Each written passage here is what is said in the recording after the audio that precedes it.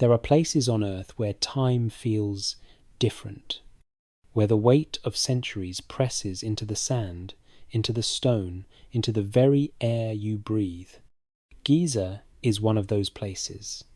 As the last tourists boarded the bus and the headlights faded, the Sphinx settles into its oldest rhythm, the rhythm of silence.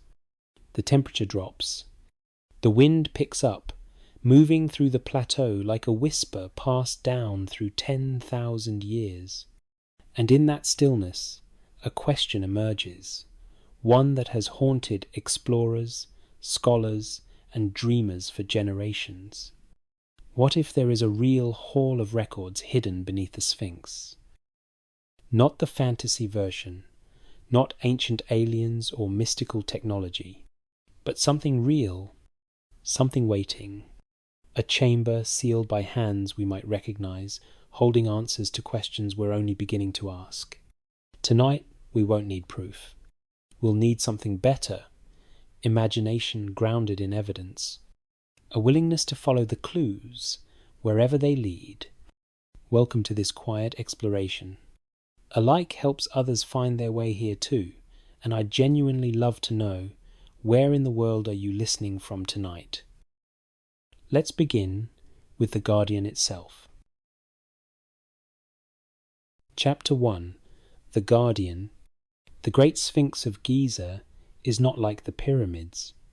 The pyramids announce themselves, sharp edges against the sky, geometric certainty, the confidence of engineers who knew exactly what they were building.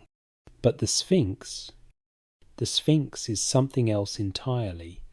It sits low, carved not from blocks hauled into place, but from the living bedrock itself, as if it emerged from the plateau rather than being placed upon it. 73 meters long, 20 meters high, a lion's body with a human face, gazing forever toward the east, toward the sunrise, toward the place where, every morning, the world begins again. Walk around it in the pre-dawn hours, and you'll notice something. The stone is weathered in ways that don't quite match the pyramids behind it. The body shows deep erosion channels, vertical scarring, the kind of marks that water leaves, not wind, not sand, water. As if this monument remembers rain, as if it stood here when the Sahara was still green. The enclosure around it, that great rectangular ditch carved into the limestone, feels like a theatre, or perhaps a temple courtyard. When you stand at the bottom, the walls rise around you and the scale becomes intimate. This isn't meant to be viewed from a distance. This is meant to be approached, entered, experienced from within. And there's something else, something the photographs never quite capture. When you stand between its paws, in the shadow of that massive chest, you feel watched, not threatened, not unwelcome, but observed, as if the Sphinx has been waiting patiently for someone to ask the right question. The ancient Egyptians called it Hor-em-Akhet, Horus of the horizon. The Greeks gave it the name we use now, linking it to their own riddling guardian. But names are just labels we apply to mysteries we don't fully understand. What matters is the role it plays. Every great sacred complex needs a threshold guardian, a figure that stands between the ordinary world and the realm of the sacred. The Sphinx occupies that liminal space, neither fully in the necropolis, nor fully outside it. Not quite temple, not quite tomb. A boundary marker, a watcher, a keeper of something. But keeper of what? That question, that simple, haunting question, is where our story truly begins. Giza is not just 3 pyramids and a statue. It's a vast ceremonial landscape, carefully planned, precisely oriented, built over generations to serve purposes we're still deciphering today. There are the pyramids, yes, Khufu, Khafre, Menkaure, each with its own mortuary temple, its own causeway leading down to a valley temple by the ancient harbour. There are the Queen's Pyramids, smaller but no less significant, boat pits containing full-sized cedar vessels, disassembled and buried with ceremonial care, mastaba fields, where nobles and officials were laid to rest in neat rows, wanting to spend eternity near their kings. There are worker villages, bakeries, copper workshops, the infrastructure of a civilization at its peak. And beneath it all, sometimes literally, there are tunnels, service corridors, drainage channels, spaces carved for reasons that made perfect sense to the engineers of the Fourth Dynasty, but which now lie forgotten, unmapped, waiting in the dark. The Sphinx sits at the eastern edge of all this. Not central, but not peripheral either. It's positioned where the first light of dawn would strike it, where processions coming up from the Nile Valley would encounter it before reaching the pyramids themselves. A threshold, an announcement, a test, perhaps. The ancient Egyptians understood sacred geography in ways we're only beginning to appreciate. Every placement mattered. Every alignment carried meaning. The east was rebirth, the west was the realm of the dead. The Nile's rhythm, flood, planting, harvest, mirrored the cosmic order. To build at Giza wasn't just construction. It was participation in something larger, something eternal. And in such a landscape, with such a worldview, hiding something would make perfect sense. Not hiding it to conceal, but hiding it to protect, to sanctify, to mark it as too important, too powerful, too sacred for casual eyes. The question isn't whether the ancient Egyptians would have created hidden chambers. The question is, where would they have placed them? And what would they have deemed worthy of such protection? If you wanted to preserve something through the ages, something that needed to survive floods, invasions, dynasties rising and falling, where better than beneath the Guardian itself? Beneath the Watcher, beneath the threshold between worlds. The Sphinx, after all, had been there the longest, or so the legends say. And legends, as we're about to discover, sometimes have roots deeper than we expect. Chapter 2. The legend emerges. The idea of a hall of records beneath the Sphinx is relatively recent. It's not carved into ancient temple walls. It's not mentioned in the pyramid texts or the Book of the Dead. It doesn't appear in the accounts of classical historians who visited Egypt when the old religion was still alive. Instead, it emerges in the 20th century, during that fascinating period between the world wars, when archaeology was becoming scientific, but still retained its romantic edge, when explorers were part scholar, part adventurer, when the discovery of Tutankhamun's tomb in 1922 had ignited global fascination with ancient Egypt. It was a time when people wanted to believe that the ancients knew more than we did, that somewhere, hidden away, there existed repositories of lost wisdom, libraries sealed before catastrophes, time capsules left by civilizations that saw the end coming. The specific idea of a hall of records at Giza caught fire through a particular channel, not through archaeology, but through the pronouncements of a psychic who claimed to access information while in trance states. Whether you believe in such abilities or not isn't really the point. What matters is that the idea resonated. It spread. It persisted. Why? Because Giza already felt like it was hiding something. Because the Sphinx, even to casual visitors, emanates mystery. Because human beings, across all cultures and eras, love the idea that there are secrets waiting to be uncovered. Great secrets. World-changing secrets. The legend proposed that beneath the Sphinx lay a chamber, perhaps multiple chambers, containing records from a civilization that predated dynastic Egypt, knowledge of astronomy, mathematics, engineering, medicine, perhaps accounts of a great catastrophe, perhaps warnings for future generations. And here's what's interesting. The legend specified location, contents, even a timeline for discovery. It was specific enough to be testable, vague enough to be unfalsifiable, and compelling enough that it never quite went away.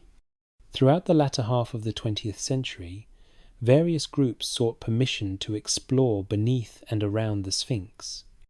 Some were serious researchers. Some were enthusiasts. Some were, well, less rigorous in their methodology. But they all shared one thing, a conviction that something was there, waiting, hidden, real. The Egyptian authorities, understandably, were cautious. The Sphinx is fragile. The limestone is deteriorating. Every year, conservation teams work to stabilize it, to prevent further erosion, to hold back the inevitable decay that claims all stone monuments eventually. The last thing they wanted was amateur excavators damaging an irreplaceable artifact in pursuit of a chamber that might not exist. But the legend didn't die. If anything, denial fed it. The refusal to dig became, in some minds, evidence of suppression. The lack of official exploration became proof that authorities knew something they weren't sharing. And so the Hall of Records transformed from a channeled prediction into a modern myth, a story that people told, believed, debated, defended, a story that took on a life of its own. But here's the thing about legends. They don't emerge from nothing. They crystallize around something, a grain of truth, an observation, a possibility that someone, somewhere, noticed and then elaborated into narrative. So let's step back. Let's ask, before the 20th century legend, were there any whispers, any ancient accounts that might have planted the seed? The answer is yes. Herodotus, the Greek historian who visited Egypt around 440 BC, wrote about underground chambers at Giza. He described a system of halls beneath the pyramids, filled with water channeled from the Nile, creating islands where pharaohs were supposedly interred. Was he accurate? Probably not entirely, but he was reporting something. Stories he'd been told, claims made by Egyptian priests, traditions that, even in his time, were already ancient. The medieval Arab historians knew these stories too. Al-Makrisi, writing in the 15th century, recorded accounts of tunnels and hidden chambers throughout the Giza plateau. Some of these accounts were fanciful, tales of treasures guarded by magic, of doors that opened only under specific stars. But others were more mundane, references to passages used by priests, mentions of chambers accessed during the Old Kingdom but sealed afterward. The Coptic Christians of Egypt, descendants of the ancient population, preserved their own legends. They spoke of the cave of treasures, not treasures of gold, but of knowledge.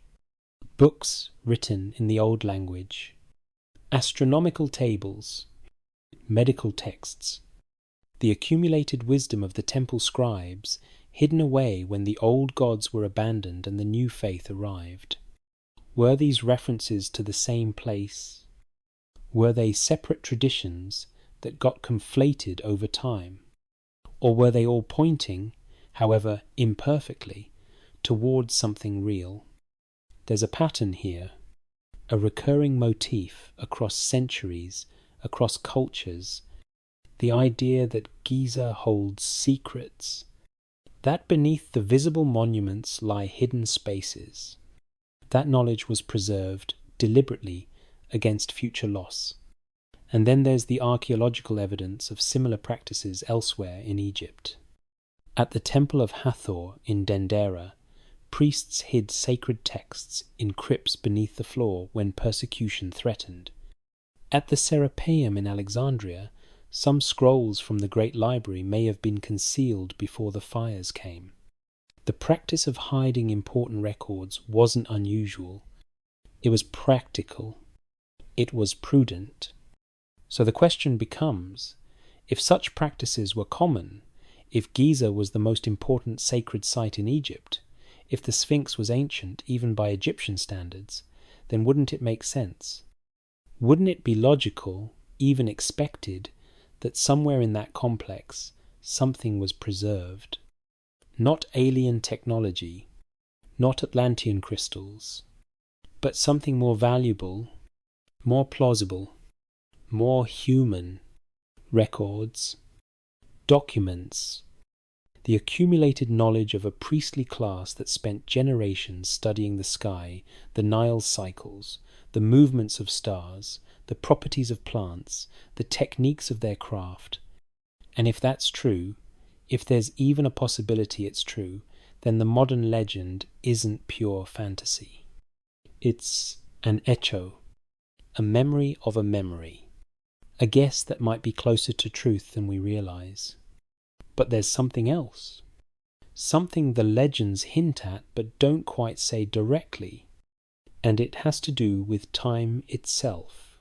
Stand before the Sphinx at dawn, and you might notice something odd. The weathering, the way the body shows vertical erosion channels deep and pronounced, running down from the top, the way the head, the human head, seems almost too small for the body, as if it was recarved from something larger. These observations aren't new. Egyptologists have debated them for decades.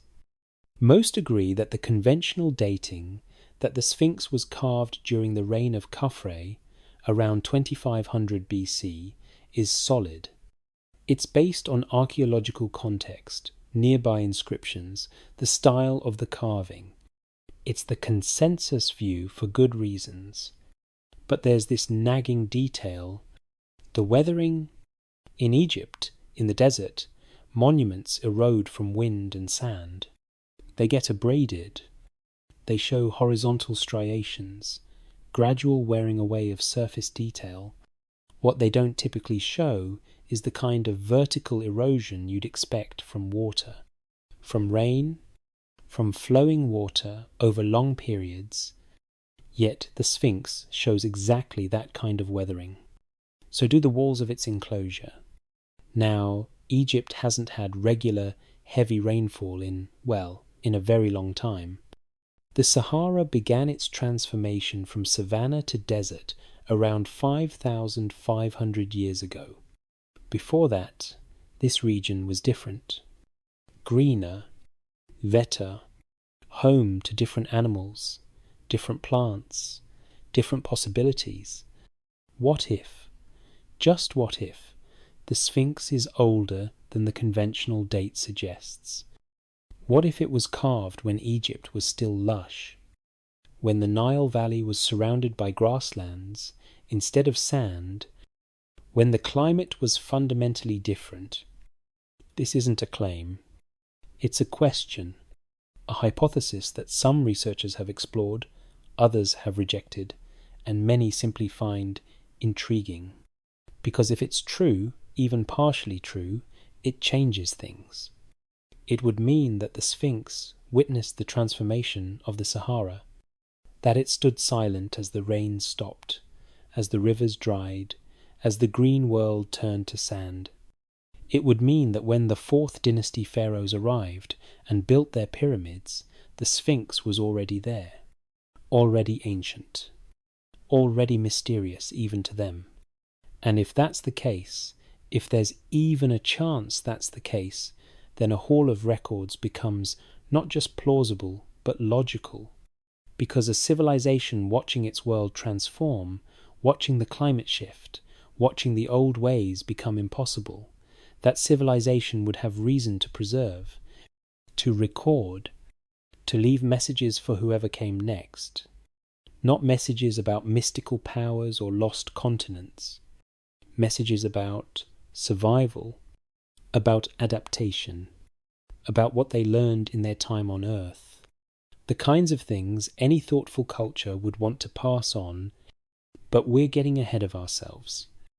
Before we can explore what might be in a hidden chamber, we need to establish something more fundamental.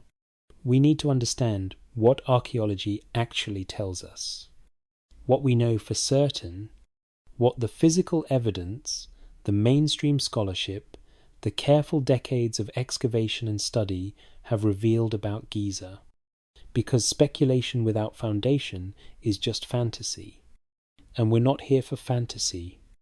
We're here for the more difficult, more rewarding work of imagining what's possible within the bounds of what's real. Chapter 3. What archaeology allows us to say. Let's ground ourselves in what we know. Not what we suspect, not what we hope, but what the evidence clearly shows. Because Giza has been studied, mapped, excavated, and analysed more thoroughly than almost any archaeological site on Earth. And what that work reveals is extraordinary, even without hidden chambers. The Giza plateau is honeycombed with underground features. Some are obvious: the descending passages into the pyramids themselves, the intricate interior corridors, the burial chambers deep within the stone. Others are less visible, but equally real. Boat pits carved into the bedrock and sealed with massive limestone slabs, containing disassembled cedar ships that were meant to carry the pharaohs through the afterlife. These weren't symbolic gestures. These were actual vessels, full-sized, carefully preserved. Then there are the service tunnels, the drainage systems designed to channel rare but devastating flash floods away from the monuments. Ancient engineers understood that water, even in the desert, was a threat. So they carved channels, created runoff paths, built infrastructure that's still partially functional 4,500 years later. There are mastaba tombs everywhere, hundreds of them, forming neat streets of the dead where nobles and officials were buried in proximity to their kings. Many of these have underground chambers, some connected by passages. The limestone bedrock here isn't solid. It's layered, fractured in places, prone to natural voids. The ancient builders worked with this, carved into it, adapted their plans to the geology they encountered. Near the Sphinx itself, there are known chambers. The dream stele stands between the pores, erected by Thutmose IV in the 15th century BC, more than 1,000 years after the Sphinx was supposedly carved. His inscription tells of clearing sand away from a monument already ancient, already half buried. Which means even in pharaonic times, the Sphinx was being rediscovered, re-excavated, restored. Behind the Sphinx, there's a small temple, not grand, not famous, but significant.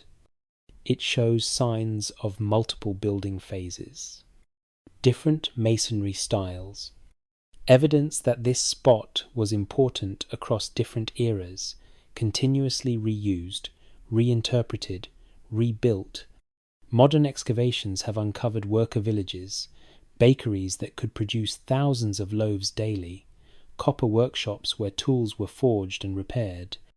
We know how these monuments were built because we've found where the builders lived. We've found their tools, their trash, their graffiti. They weren't slaves. They were skilled workers, organized into teams, proud of their work. We know because they left their names, the drunkards of Menkara, the friends of Khufu. Work gangs with personalities, rivalries, pride. All of this incredible detail comes from careful, systematic archaeology, from decades of patient excavation, documentation, analysis, from treating the site with respect and rigour. And here's what matters for our purposes. In all that work, across all those decades, excavators have occasionally found surprises. Chambers that weren't on any map, shafts that led to unexpected spaces, cavities that served purposes we still debate. Finding unknown spaces at Giza isn't extraordinary. It's almost routine. The plateau is complex. Records are incomplete. Ancient plans were lost or never made. What would be extraordinary is if we'd found everything, if there were nothing left to discover. So when we ask whether a chamber could exist beneath or near the Sphinx, the archaeological answer isn't impossible. It's entirely plausible, depending on what we mean by chamber. Let's talk about what ancient underground spaces actually look like, because context matters. Understanding the mundane makes the mysterious more meaningful. At archaeological sites across Egypt, excavators regularly encounter underground features that fall into several categories. First, there are technical spaces. Foundation trenches where builders needed access to bedrock to assess stability. Quarrying galleries where stone was extracted, sometimes creating voids that were later repurposed or simply abandoned. Drainage culverts that channeled groundwater away from sensitive areas. These aren't glamorous. They're functional, but they're everywhere. Second, there are storage chambers. The ancient Egyptians stored ritual equipment, offering materials, ceremonial furniture in secure locations. Sometimes these were incorporated into temples.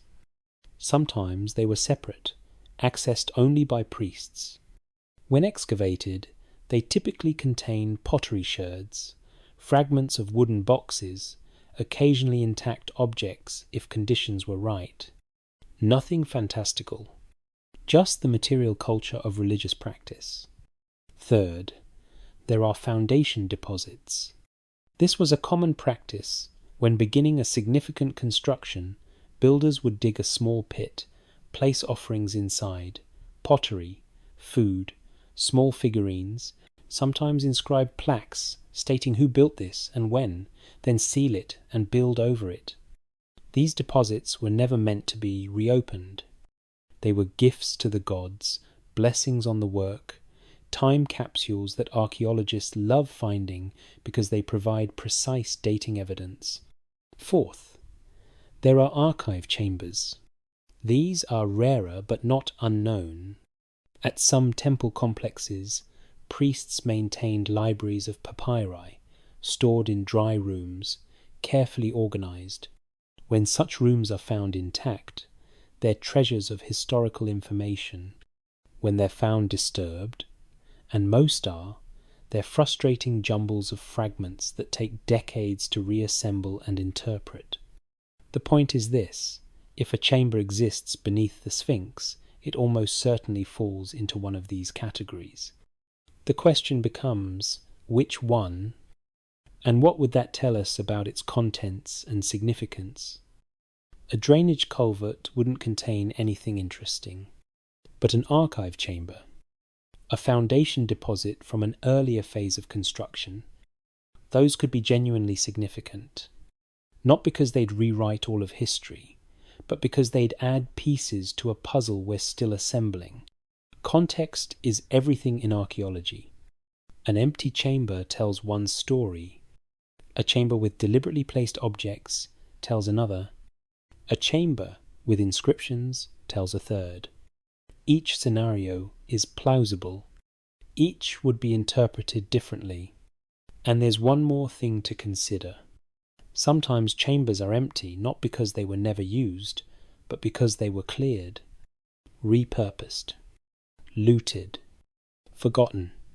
The absence of contents doesn't mean absence of original purpose.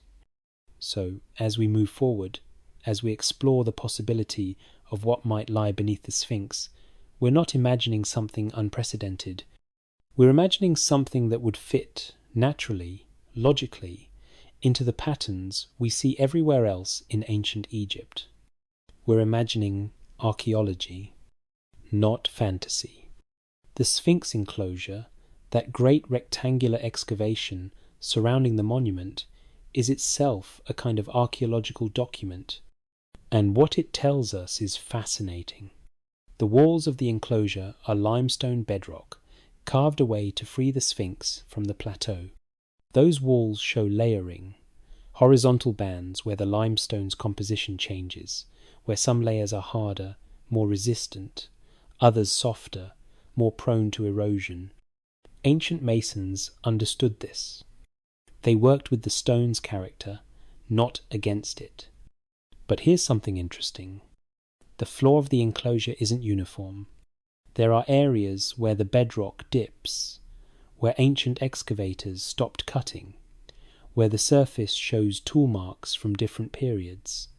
Multiple phases of work, different techniques, as if the enclosure was cleared, filled with sand, cleared again, across centuries.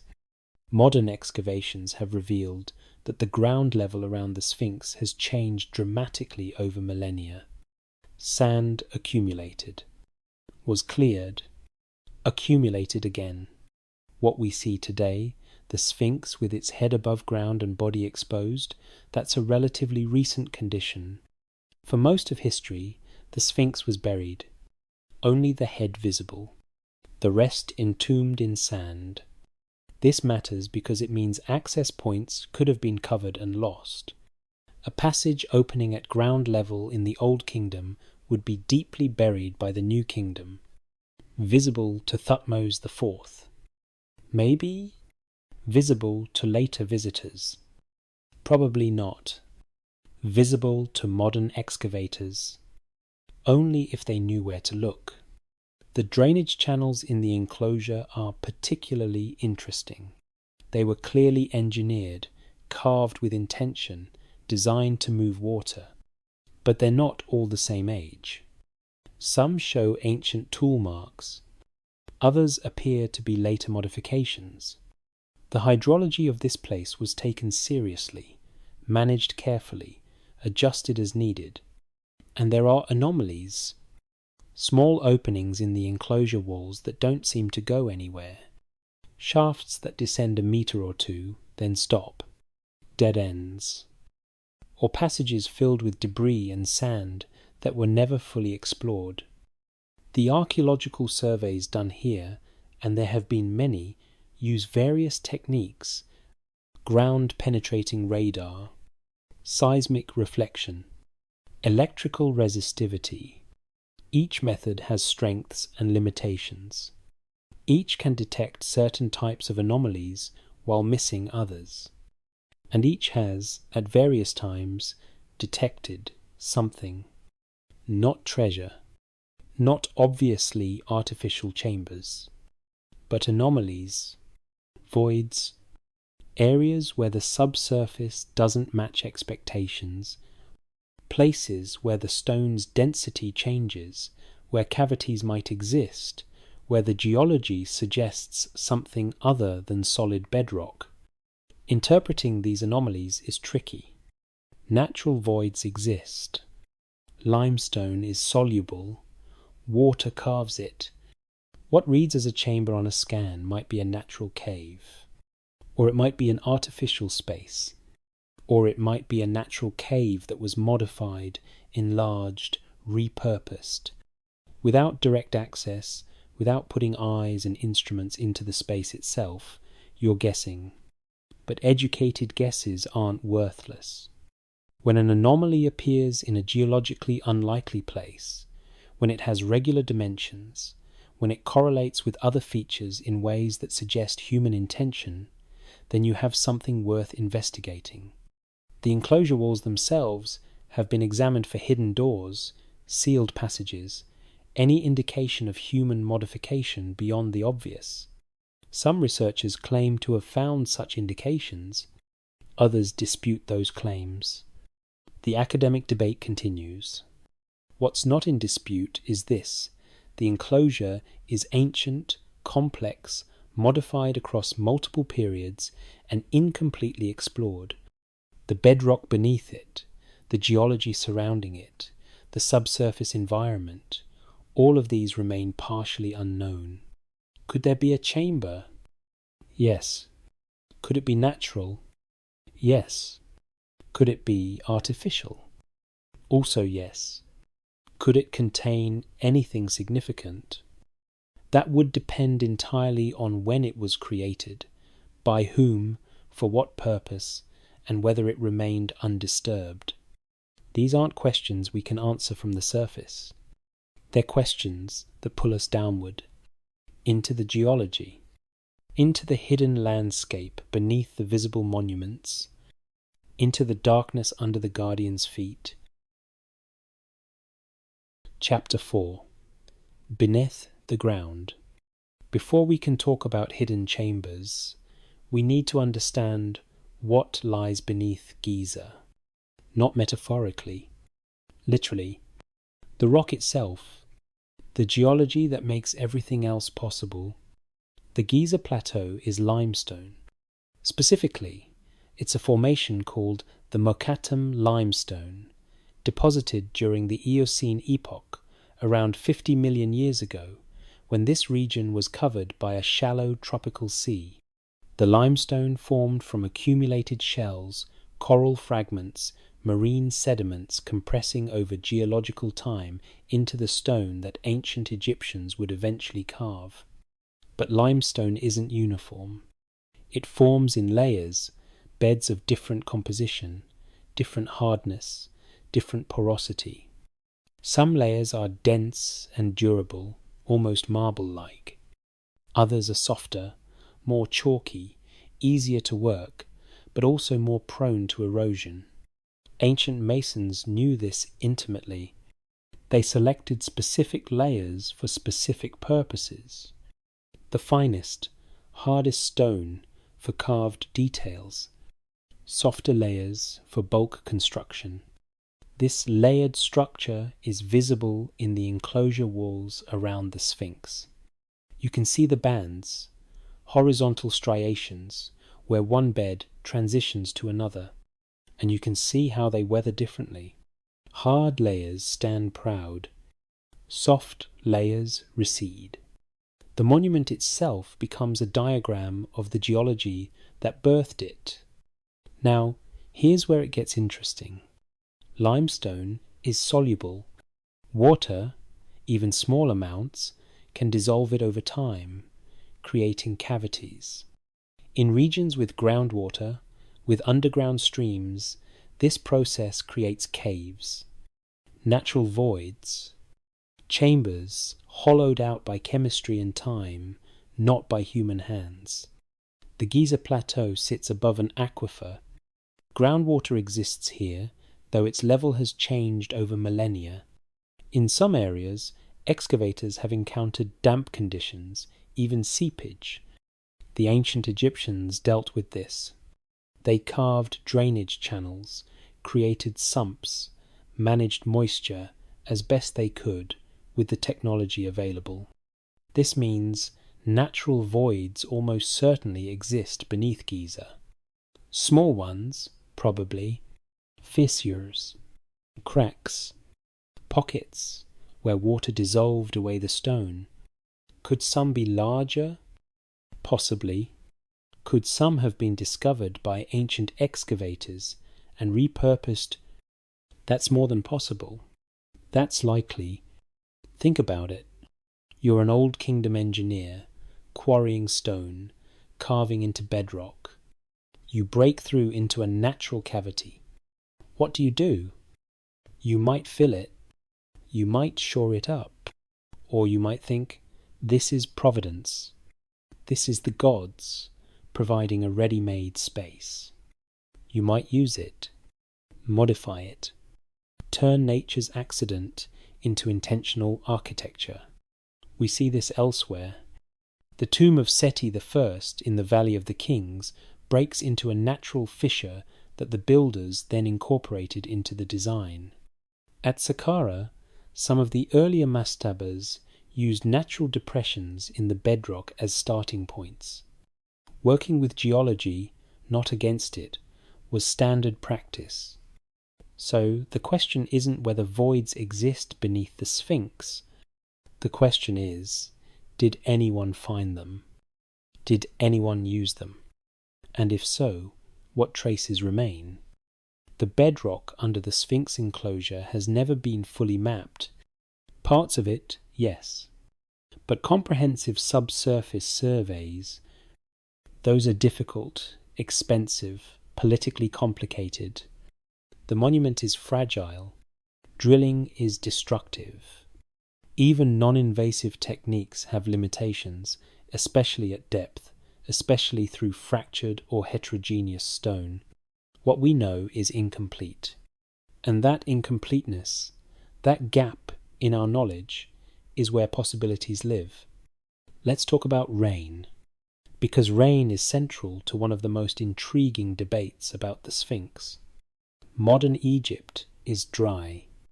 Aswan, far to the south, gets less than 1 millimeter of rain per year. Cairo gets about 25 millimeters.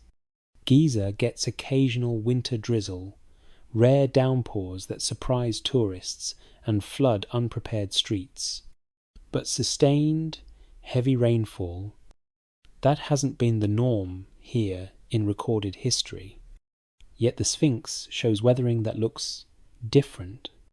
Vertical channels, deep grooves, the kind of erosion patterns you'd expect from water flowing down stone over extended periods. Not the horizontal abrasion from wind-blown sand, not the granular decay from temperature cycling, but flow patterns, water patterns. Geologists who've studied this have varying interpretations. Some argue that rare heavy rains, combined with the Sphinx's long exposure, could create such patterns over 4,500 years. Others argue that the weathering suggests a much wetter climate, and that opens a fascinating door. Because North Africa was wetter, significantly wetter. The question is when. The Sahara wasn't always desert. Between roughly 11,000 and 5,000 years ago, during what's called the African humid period, the region was savanna, grasslands, scattered forests, lakes that are now dust, rivers that are now wadis, dry channels that only flow during flash floods. This was the Green Sahara, home to hippos, crocodiles, human settlements that thrived and then vanished as the rains stopped. The transformation was gradual but inexorable. By around 5,500 years ago, roughly 3,500 BC, the drying was well advanced. By the time the pyramids were being built, around 2,500 BC, the desert was established. Egypt's survival depended entirely on the Nile's annual flood, sourced from tropical rains far to the south. So if the Sphinx dates to the 4th dynasty, around 2,500 BC, it was carved in essentially modern conditions. Dry, desert. The weathering it shows would need to accumulate over those 45 centuries, with only rare precipitation. But what if, and this is the question that won't go away, what if the Sphinx is older? What if some portion of it, some earlier version, dates to the tail end of the Green Sahara, to a time when this plateau saw regular rain, seasonal storms, different erosional processes? This isn't about ancient aliens or lost super-civilizations. It's about climate, about geology, about whether a monument might remember, in its scarred stone, a world that no longer exists. If that's the case, if there's any validity to this idea, then the implications ripple outward.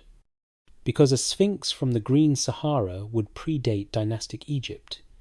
It would mean that when the pyramid builders arrived, they were restoring or recarving something already ancient. Something whose original purpose might have been forgotten or reinterpreted. and that would change the context for everything around it, including what might lie beneath. A culture living through climate collapse, watching their world dry, their lakes shrink, their grasslands turn to sand, that culture would have reasons to preserve, to record, to leave messages, not mystical prophecies, but practical knowledge, survival strategies, memories of what was lost, and warnings about what might come again. But we're speculating. We need to be honest about that. The mainstream date for the Sphinx, 4th dynasty, Khafre's reign, is based on solid archaeological context. It's the consensus for good reasons. Challenging it requires extraordinary evidence, which hasn't yet been definitively presented. What we can say is this: the climate was different. The weathering is unusual. The possibility of an earlier origin is debated seriously by some researchers and dismissed by others. The truth likely lies somewhere complex, perhaps modifications to a natural feature, perhaps multiple phases of carving, perhaps conventional dating with unusual erosion patterns that we don't fully understand yet. What matters for our story is recognizing that the ground beneath Giza holds memories. Chemical memories in stone, geological memories in dissolved voids and mineral deposits, climate memories in weathering patterns, and if the stone remembers, might something else? Might there be, somewhere in the hidden spaces, deliberately preserved records from people who watched their world transform? It's a possibility, not a certainty, but a possibility grounded in the real history of a real climate shift that really happened. The ancient Egyptians built underground deliberately and often. Tombs, obviously, the entire Valley of the Kings is an exercise in subterranean architecture. But not just tombs. There were underground granaries for storing harvest against famine, underground cisterns for collecting and preserving water, underground chambers in temples where the most sacred rituals occurred, away from profane eyes. The Osirion at Abydos sits below ground level, designed to be flooded seasonally, creating an island where symbolic death and rebirth were enacted. Why underground? Several reasons, all practical. Temperature. Even a few meters below the surface, temperature stabilizes. In Egypt's climate, that means cool. Not cold, but significantly cooler than surface conditions. For preserving food, for storing papyri, for creating comfortable spaces, underground was logical. Security. What's buried is protected. From theft, from weather, from accidental damage. If something was valuable, not monetarily, but culturally, spiritually, placing it underground was a form of insurance. Sanctity. The underworld, the Duat, was where souls travelled after death, where Osiris ruled, where transformation occurred. Underground spaces were closer to that realm. They were liminal, suitable for mysteries, for initiation, for encounters with the divine. And there was precedent from the earliest dynasties. At Saqqara, beneath the step pyramid of Djoser, there's a labyrinth of tunnels and chambers, some decorated, some plain, creating an underground palace for the king's afterlife. Later pyramids simplified this, but the concept remained: significant spaces belonged below, protected by stone and earth, and the sheer difficulty of access. If you were a priest in the 4th dynasty, responsible for the Sphinx complex, and you wanted to preserve important records, where would you place them? Not in a surface temple. Surface structures decay. They're vulnerable to fire, to flood, to conquest, to the simple passage of time. Not in the pyramid itself. Those were sealed, meant never to be opened, and access to their interiors was forbidden by both religious law and practical difficulty. But beneath the Sphinx, beneath the Guardian, in a chamber accessed through a passage known only to the initiated, that would make sense. That would follow the logic of how sacred knowledge was handled throughout Egyptian history. We're not inventing this possibility from nothing. We're observing patterns, extrapolating from known practices, asking what would be consistent with how ancient Egyptians actually thought, actually built, actually protected what they valued. And the answer is underground, sealed, marked only symbolically, if at all, waiting. Now, whether such a space was actually created, whether it survived undisturbed, whether it contains anything beyond dust and darkness, those are different questions. But the logic of it, the cultural reasoning, that sound, stand at night in the Sphinx enclosure, surrounded by those limestone walls, and try to imagine being an engineer, a priest, someone trusted with the responsibility of preserving your culture's most important knowledge. Imagine having the resources of a kingdom, the skills of master masons, the spiritual authority to make decisions that would echo through millennia. Where would you hide what mattered most?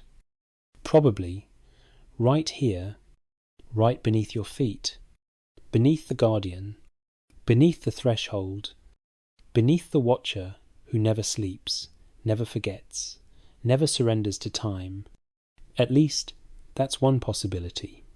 And possibilities, when grounded in geology and culture and the actual evidence of how people lived and thought, those aren't fantasies. They're invitations. Invitations to look deeper, to ask better questions, to imagine what might wait in the spaces we haven't yet explored. Chapter 5. Shadows in the Data. Archaeology has changed.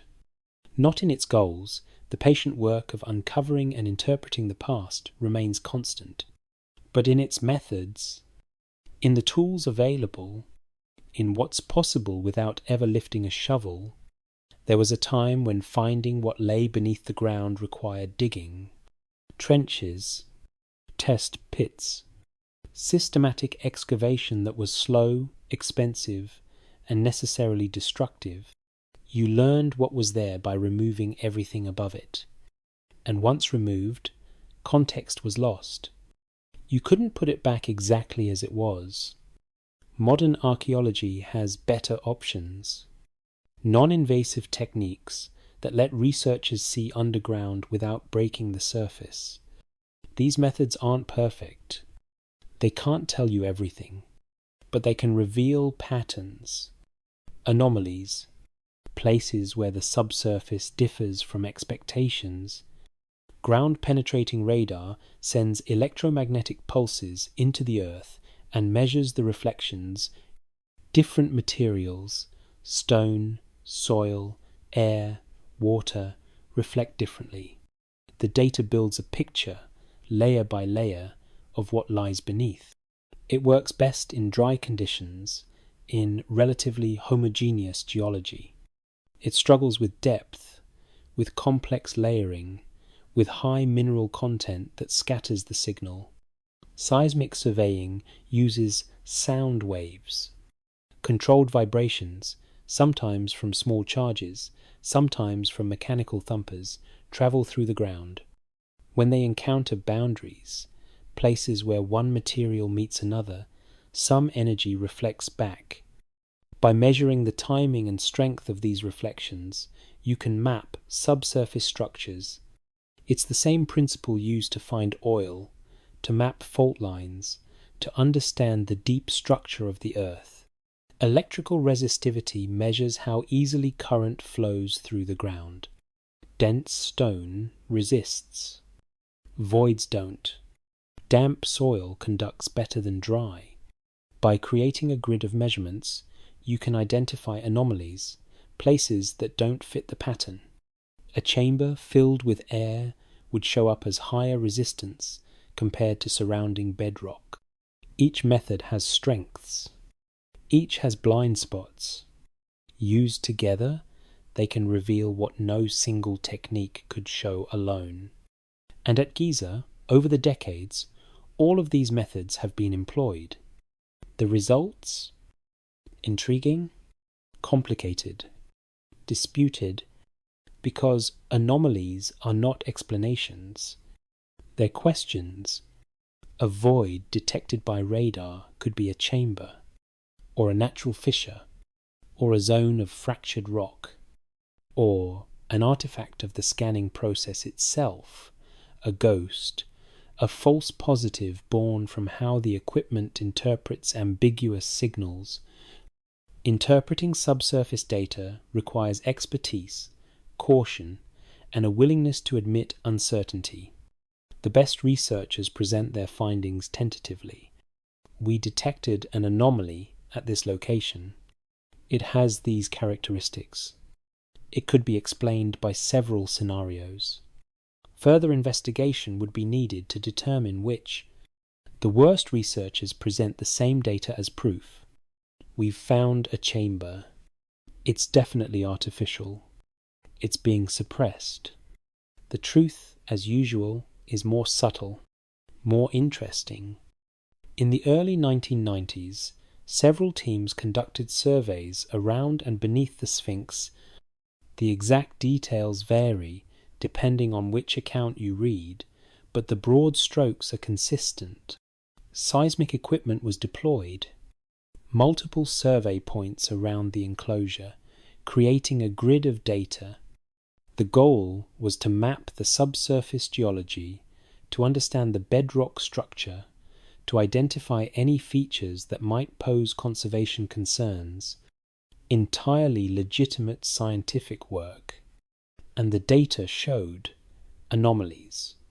Specifically, several locations where the seismic reflections suggested voids, empty spaces, chambers. The most discussed was beneath the front paws of the Sphinx, where the data indicated a rectangular anomaly at a depth of several meters. Rectangular, not irregular, not obviously natural. Other anomalies appeared near the south side of the enclosure, smaller, less defined, but present in the data nonetheless. Now, here's where the story gets complicated, because different people interpreted these results differently. Some argued that the rectangular shape, the location, the characteristics all pointed to an artificial chamber. Others argued that limestone geology creates all sorts of irregular voids, that rectangular is a matter of interpretation, that the data was being overread. Follow-up surveys were proposed. Some were conducted with results that were ambiguous. Some seemed to confirm the earlier findings. Others suggested the anomalies were less dramatic than initially thought.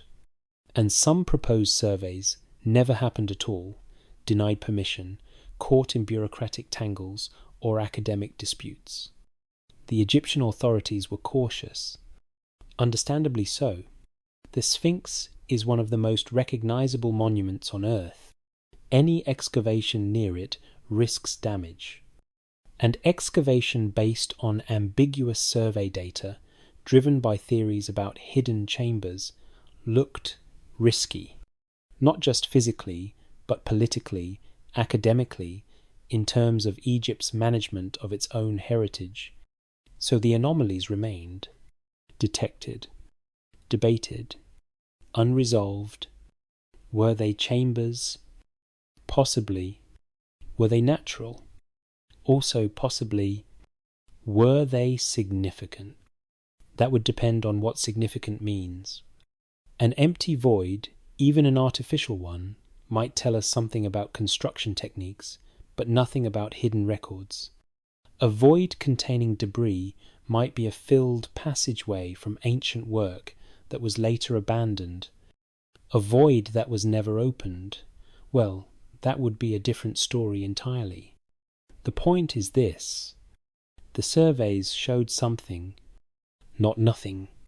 Something, the interpretation of that something, is where consensus breaks down, and in the absence of direct investigation, of actually accessing these spaces, documenting them, understanding them through physical evidence rather than remote sensing, the question remains open, which is frustrating if you want certainty, but fascinating if you're comfortable with mystery. Let's talk about what makes an anomaly interesting, because not all subsurface voids are created equal. Natural caves in limestone form through dissolution. Water finds a crack, exploits it, widens it over geological time. The result is usually irregular, organic. Following the path of least resistance, which rarely happens to be geometric, natural caves have character, stalactites, flowstone, uneven floors, walls that bulge and contract. They look natural because they are. Artificial chambers are different. They show intention. Walls that are vertical or deliberately angled. Floors that are level or follow a consistent slope. Corners, right angles. The marks of tools. Even when badly eroded, even when partially collapsed, artificial spaces retain hints of their origin. They look made because they were. So, when survey data suggests a rectangular void, when the dimensions seem regular, when the location correlates with other architectural features, that's when archaeologists pay attention. Not because rectangles can't occur naturally, technically, under weird circumstances, they could, but because rectangles are unusual enough to warrant investigation. The anomaly beneath the Sphinx's pores, as reported, had characteristics that fit an artificial chamber better than a natural one. Approximately 9 meters by 12 meters, roof depth consistent, located in alignment with the monument's axis. Those details matter. But here's the frustration. Without access, you're guessing. Educated guessing, constrained by what's geologically and archaeologically plausible, but still guessing. The survey says void. It doesn't say empty or filled or accessible or sealed since antiquity. It just says the rock isn't solid there. Which brings us to the human element. The decisions made. The permissions denied. The bureaucratic inertia that keeps potentially significant sites unexplored for decades. This happens everywhere, not just at Giza. The Terracotta Army in China. Vast portions remain unexcavated because authorities decided that preservation technology isn't good enough yet, that rushing risks irreparable damage. The main burial chamber of China's first emperor remains sealed for the same reason. We know it's there. We're fairly certain what it contains. But we're waiting, choosing patience over immediate gratification. Is that what's happening at Giza?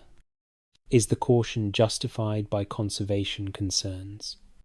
Or are there other factors, academic politics, competing theories, the desire to control narrative, the weight of decades of established interpretation, resisting challenge? Probably all of the above. Human institutions are complicated. The management of World Heritage Sites involves competing interests, limited resources, genuine disagreement about priorities. It's rarely as simple as suppression or enlightenment. It's usually messier, more mundane.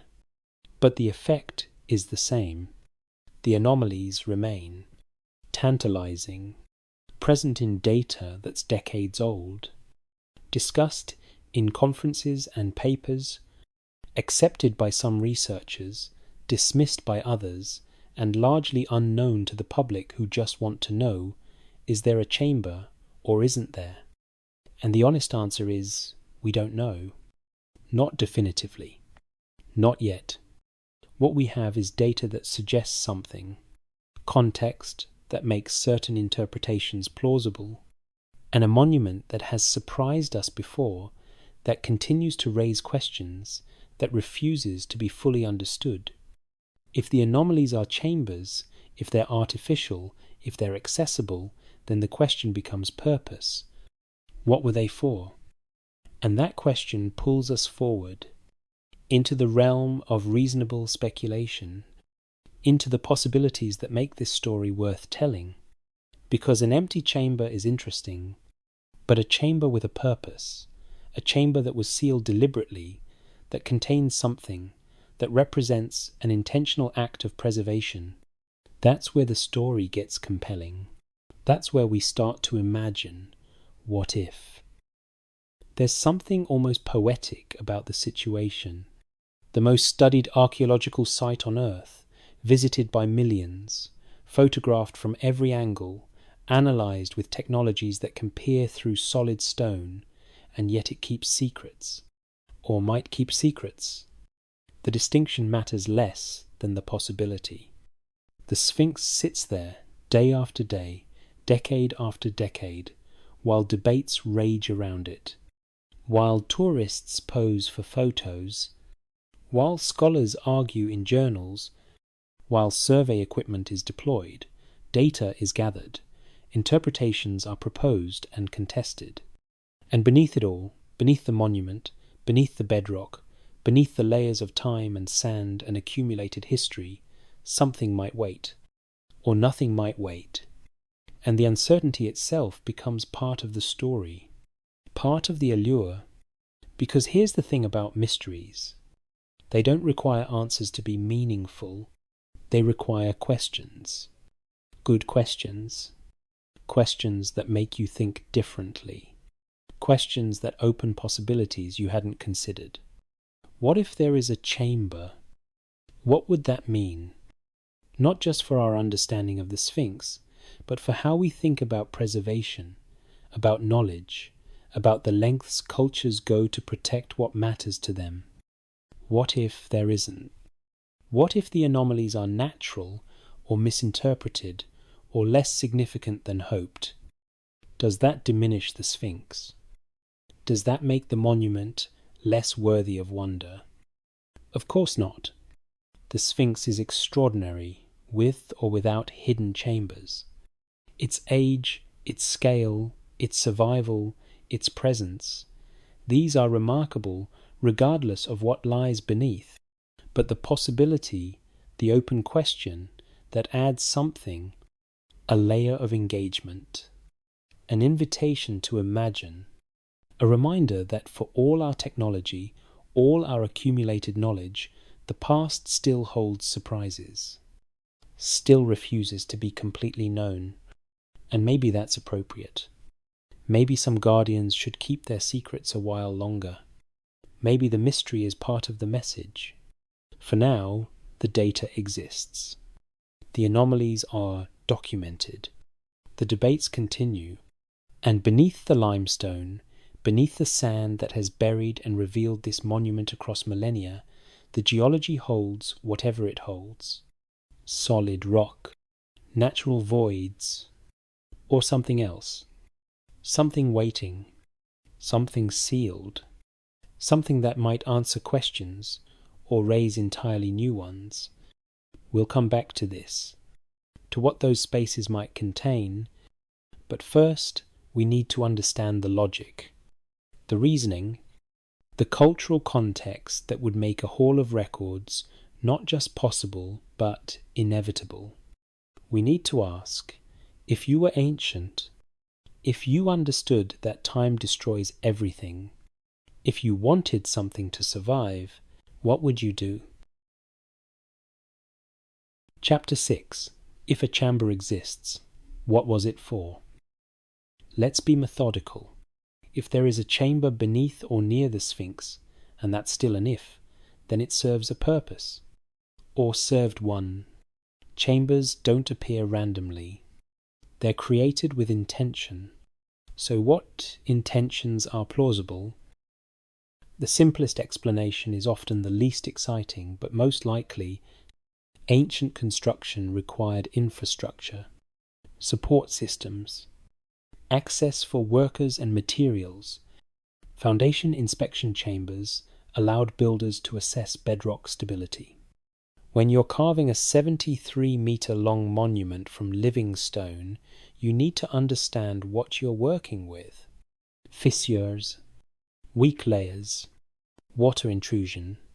A chamber at the base would let engineers monitor structural integrity, make adjustments, shore up weak points. Drainage systems protected monuments from rare but devastating floods. Even in the desert, water is the great enemy of stone. The Sphinx enclosure acts as a collection basin during heavy rains. Without proper drainage, water pools, seeps, weakens the limestone.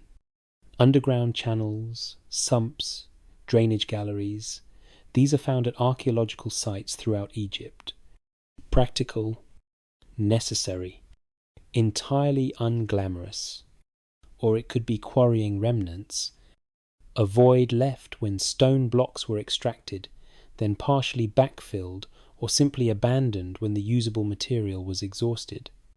Ancient quarries are often complex, with galleries, chambers, areas where work stopped when the stone quality declined. If the chamber beneath the Sphinx falls into this category, if it's technical infrastructure or quarrying residue, then it contains nothing but voids and perhaps some construction debris. Tools lost or discarded. Pottery sherds from workers' meals. The mundane archaeology of labour. Not treasure, not records, just the bones of an ancient construction project. That's possibility one. And it's entirely reasonable, but let's consider a more interesting option.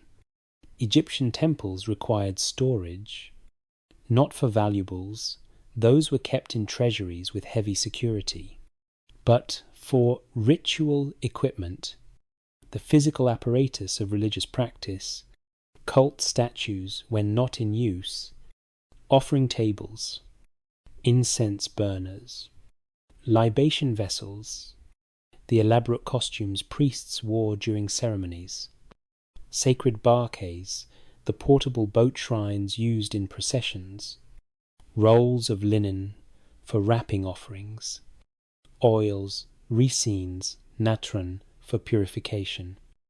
The material culture of temple service was extensive and needed secure, climate-controlled storage. Underground chambers were ideal for this. Cool, stable humidity, protected from theft and accidental damage, and symbolically appropriate, placing ritual objects underground connected them to the chthonic realm, to the duat, to the sacred darkness where transformation occurred. If the Sphinx had an associated temple complex, and evidence suggests it did, then ritual storage would make perfect sense. A chamber accessed by priests, used regularly during the Old Kingdom, then perhaps abandoned when religious practices changed, when the Sphinx cult declined, when later dynasties focused elsewhere. Such a chamber, if found intact, would contain fascinating material. Not records or texts necessarily, but objects.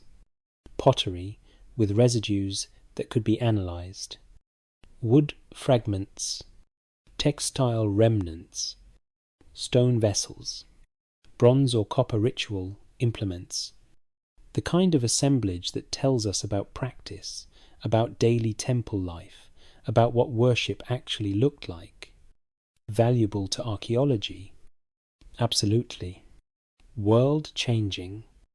Probably not. That's possibility two. Here's where it gets more intriguing. Foundation deposits were sacred caches placed at the beginning of important construction projects. They were offerings to the gods, blessings on the work, time capsules that were never meant to be opened. Typical foundation deposits contained specific items, sacrificial animals, often bulls, ritually slaughtered and carefully arranged, pottery vessels, sometimes miniature, sometimes full-sized, containing food, beer, wine, Ayen's amulet for protection, model tools, miniature chisels, adzes, axes, representing the labour to come, and sometimes, importantly, inscribed plaques. Those plaques are what archaeologists dream of finding. They typically record who commissioned the work, when, under whose reign, with what purpose. They're historical documents, primary sources, evidence that can confirm dates, attribute monuments, clarify intentions. If there's a foundation deposit beneath the Sphinx, sealed at the moment construction began, it would answer fundamental questions. Who built it? When exactly? Was it Khafre, as traditionally believed, or someone earlier, or later, or a renovation of something that already existed? An intact foundation deposit would be extraordinary. They're rare. Most have been looted or disturbed. The ones found intact provide some of our most reliable archaeological data. So this is possibility 3. Not a library, not a hall of records, but something smaller, more focused, potentially invaluable for answering the basic questions about the Sphinx's origins. And if those inscribed plaques mentioned something unexpected, if they referenced earlier structures, earlier kings, a different timeline than the consensus suggests, then even a small cache could reframe our understanding significantly. Now we arrive at the hypothesis that most closely matches the Hall of Records legend. The idea that beneath the Sphinx lies a deliberate repository of knowledge, records, documents, the accumulated wisdom of a priestly class. Is this plausible? Let's consider the precedent. Egyptian temples maintained archives.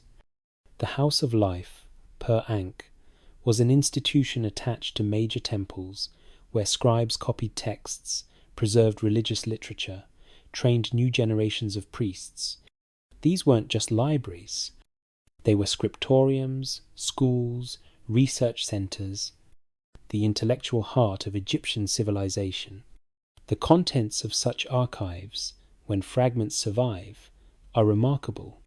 Medical texts describing surgeries, diagnoses, treatments, mathematical papyri with geometric problems and solutions, astronomical tables tracking stars, planets, the lunar calendar, religious texts, hymns, rituals, mythological narratives, administrative records, tax receipts, census data, legal judgments, the written legacy of a literate bureaucracy.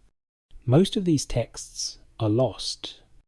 Papyrus is organic. It decays. Fire, flood, insects, simple neglect, all destroy it. What survives is fractional, a tiny percentage of what once existed, and we mourn the loss. We wonder what knowledge vanished when the Library of Alexandria burned. What insights disappeared when temples were abandoned and their archives dispersed? So, the question becomes, did anyone try to preserve these texts against loss? Did anyone create secure repositories, sealed archives, insurance against catastrophe? We know they did. The cache at Nag Hammadi, Christian texts buried in jars when persecution threatened, the Dead Sea Scrolls, Jewish texts hidden in caves before the Romans came, the Cairo Genetha, centuries of discarded documents preserved in a synagogue storage room. Preservation through concealment is a recurring pattern. In Egypt specifically, there's the Edfu Temple Library. While not hidden, it demonstrates that major temples maintained extensive collections. Inventories mention thousands of papyrus rolls. Most are lost, but the inventories remain, tantalizing lists of what once existed. Could the Sphinx complex have had something similar? A sealed archive chamber where important texts were preserved.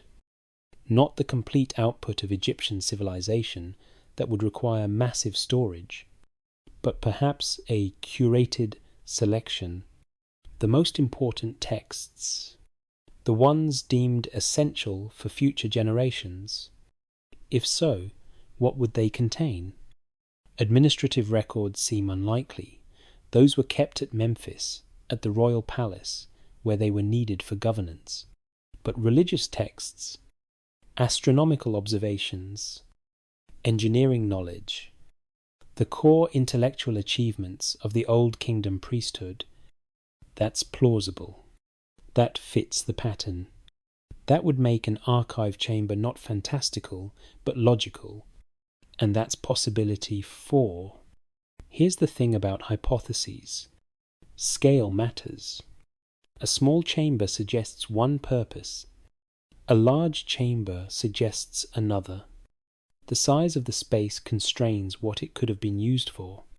The anomaly detected beneath the Sphinx's pores, if we trust the early reports, measured approximately 9 meters by 12 meters. That's roughly 30 feet by 40 feet. Not huge by modern standards, but significant. Larger than a typical foundation deposit. Larger than a simple drainage sump. Large enough to be a room, a space where people could work. For comparison, the burial chamber in the Great Pyramid is about 5 meters by 10 meters. The king's chamber in the same pyramid is roughly 10 by 5. So a 9 by 12 chamber would be substantial. Not warehouse scale, but definitely purposeful architecture. What could you fit in such a space? If it's storage, quite a lot. Wooden chests stacked to the ceiling.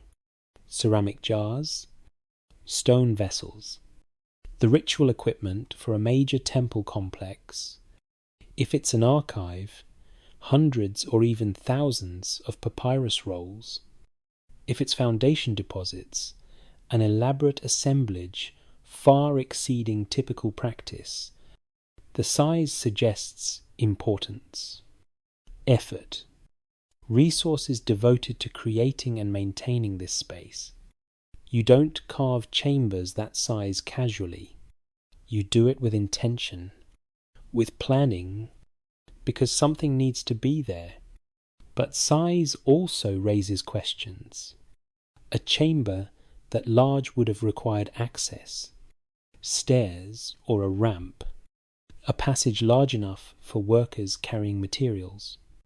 Unless it was created, used and sealed in a single construction phase, never to be reopened. That's possible, but it would be unusual. Most temple storage was accessed regularly. Archives were consulted.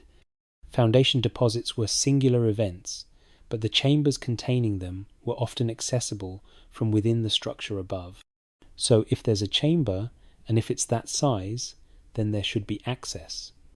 A passage, a shaft, an entrance, and that entrance, if it was sealed, should show evidence of sealing. Tool marks, rubble fill, plaster, something. The surveys haven't definitively located such an entrance. Or if they have, it hasn't been publicly disclosed, which means either it's well hidden, or it's been destroyed by later modifications, or it doesn't exist because the chamber isn't artificial, or the data is being misinterpreted. We're back to uncertainty. But informed uncertainty, constrained by what's physically possible, what's culturally plausible, what the evidence allows. Let's assume, for the sake of exploration, that there is a chamber, that it's artificial, that it once contained something. The next question is, why would it be sealed? Several reasons suggest themselves. First, completion. When a foundation deposit is placed, you seal it. That's the point. It's an offering to the gods for the work ahead. Once the work is done, the deposit has served its purpose. It's not meant to be retrieved. It's meant to remain forever a sacred contract between builders and divine patrons. Second, protection. If the chamber contains valuable items, ritually valuable, not monetarily, then sealing protects against theft, against inappropriate access, against profanation by the uninitiated. Egyptian religion had grades of initiation. Some knowledge was public, some was priestly, some was restricted to the highest ranks. If the chamber contained such restricted materials, sealing makes sense. Third, abandonment. Temples went through phases. Dynasties changed. Religious practices evolved. A chamber used in the 4th dynasty might be irrelevant by the 18th dynasty. Rather than clear it out, easier to seal it, block the entrance, let later generations forget it existed, move on. Fourth, crisis. If disaster threatened, invasion, political collapse, religious persecution, then hiding valuable texts, objects, or records becomes urgent. The Nag Hammadi texts were buried in haste. The Dead Sea Scrolls show signs of rapid concealment. If the Old Kingdom experienced some crisis, and historical records suggest political fragmentation during the First Intermediate Period, then sealing archives against looters or destroyers would be prudent. Any of these scenarios would result in a sealed chamber, and any would explain why it remained sealed. Why later excavators, later restorations, later religious revivals didn't reopen it. Because they didn't know it was there, or because reopening it violated some prohibition, or simply because the knowledge of its location was lost when the priests who created it died without passing on the secret. Secrets are fragile. They require transmission, initiate to initiate, generation to generation. Break that chain, through death, through political upheaval, through the collapse of the institution that maintained the knowledge, and secrets become mysteries. Intentional concealment becomes accidental obscurity.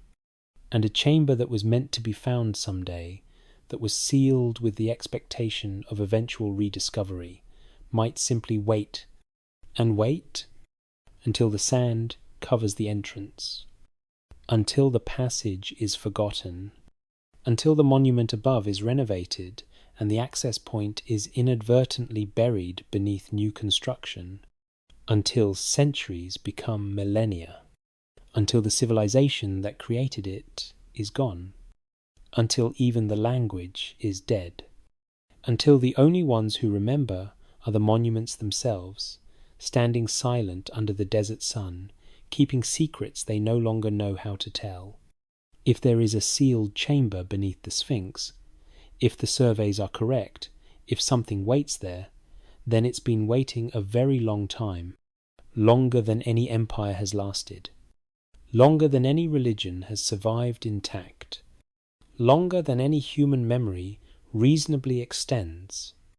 And that waiting, that vast silence, is almost more compelling than the promise of discovery, because what survives that long, what endures when everything else crumbles? What messages could possibly remain intact after 45 centuries, or longer?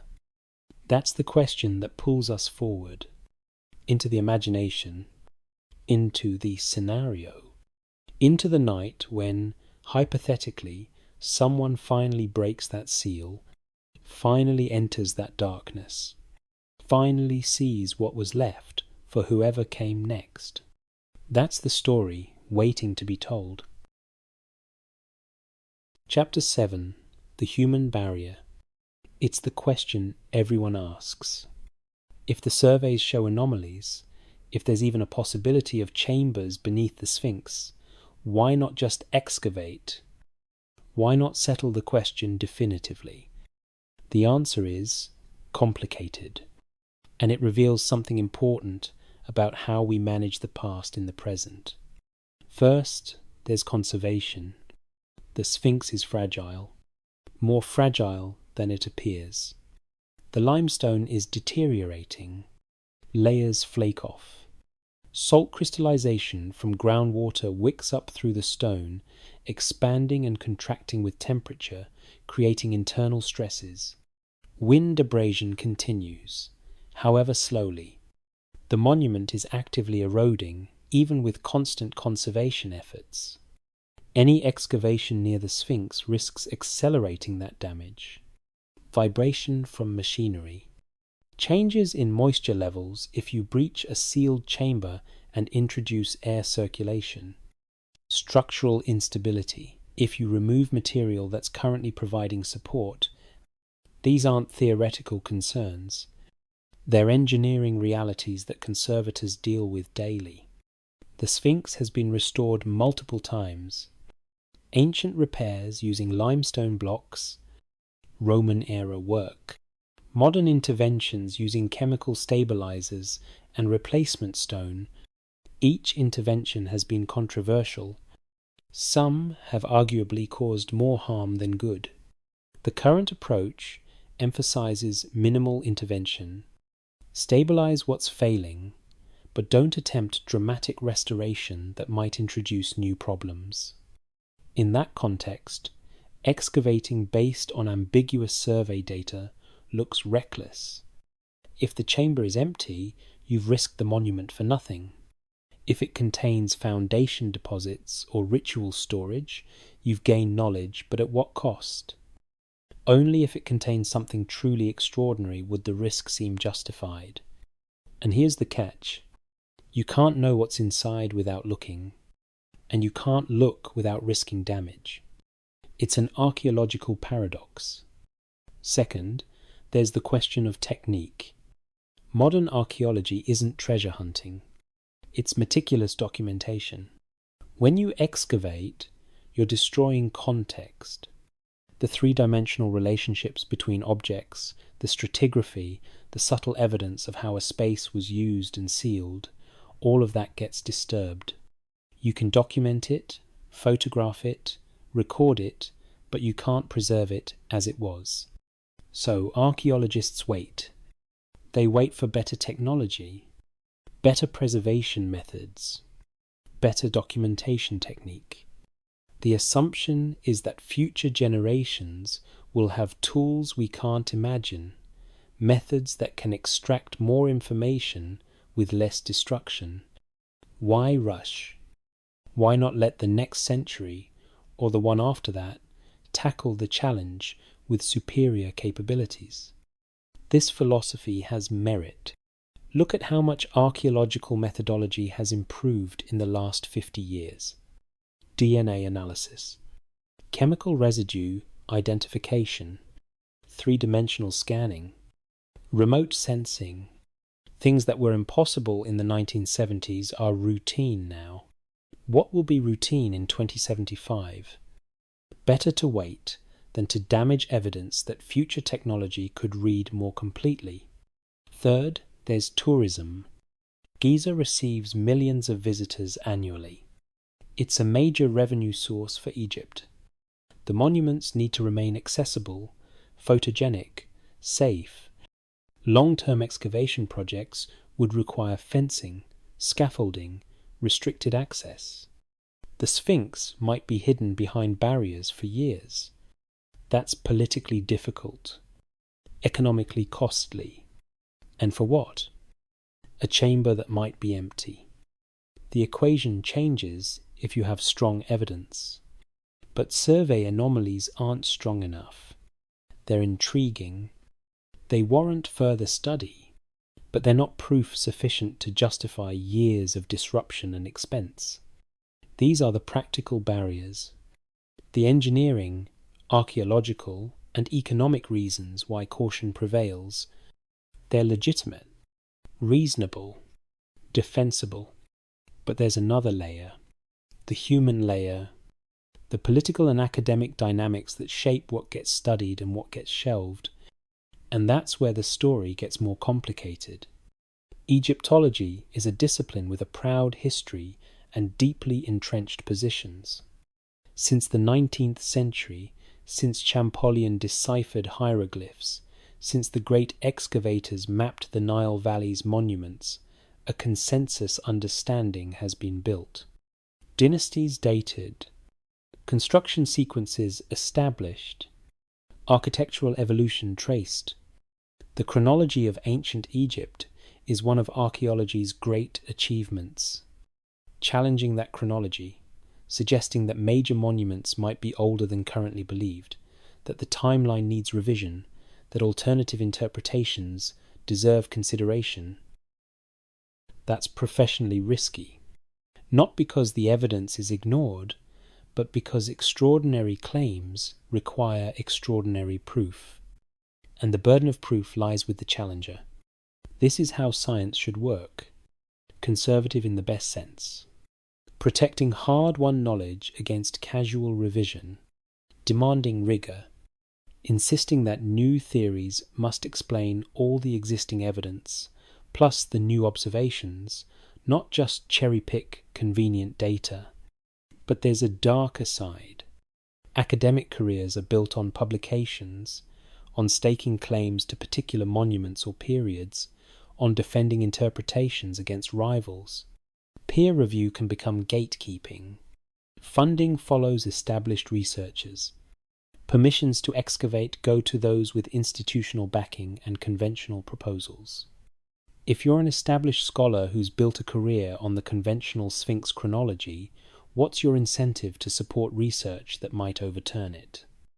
If you're a junior researcher, do you risk proposing unorthodox projects when your tenure depends on acceptance by senior colleagues? The result is inertia, not conspiracy. Not suppression in the dramatic sense, just the natural conservatism of institutions protecting their intellectual territory. And then there's the specific case of the Sphinx. For decades, the archaeological establishment in Egypt was dominated by a particular viewpoint, one that strongly defended conventional chronologies, that was skeptical of alternative theories, that controlled access to monuments and data. This isn't unique to Egypt. Every country that manages archaeological heritage has similar dynamics. But in Egypt, where antiquities are national treasures, symbols of identity and pride, the stakes are especially high. Proposals to excavate beneath the Sphinx, especially those motivated by alternative theories, faced significant resistance. Sometimes for good conservation reasons, sometimes because the proposers lacked proper credentials, sometimes because the politics of archaeology made certain ideas unwelcome. The result? The anomalies remained anomalies. Interesting data points that couldn't be followed up. Questions that couldn't be answered because the tools to answer them weren't permitted. Is this changing? Perhaps new generations of scholars, new technologies that are less invasive, growing international collaboration that makes it harder for single gatekeepers to control access. But change in academic institutions is slow, deliberate, resistant to pressure, and so the Sphinx keeps its secrets, not because of ancient seals, but because of modern decisions, human decisions, made for reasons both noble and petty, both scientific and political, both careful and cowardly. Let's say you're a researcher. You have funding, you have expertise, you have a proposal to conduct non-invasive surveys beneath the Sphinx using the latest technology. What happens next? You apply to the Egyptian Ministry of Tourism and Antiquities. Your proposal is reviewed by the Supreme Council of Antiquities. They assess your credentials, your methodology, your conservation plan, your proposed timeline, your budget. They consult with on-site inspectors, with conservation specialists, with academic advisors. They consider whether your project aligns with Egypt's current research priorities, whether it might interfere with other ongoing work, whether it poses any risks to the monuments or to Egypt's international reputation. they may ask for revisions, for additional documentation, for proof of insurance, for letters of support from established institutions. The process can take months, years, sometimes, and at any point they can simply say, no, no explanation required. The monuments are Egypt's sovereign property. The ministry has absolute authority over what research is permitted. This isn't unreasonable. Countries have the right to manage their own heritage, to protect against exploitation, against careless research, against projects that might damage irreplaceable sites. Egypt has been burned before by colonial-era excavators who shipped artifacts to European museums, by treasure hunters masquerading as archaeologists, by researchers who publish sensational claims without adequate evidence.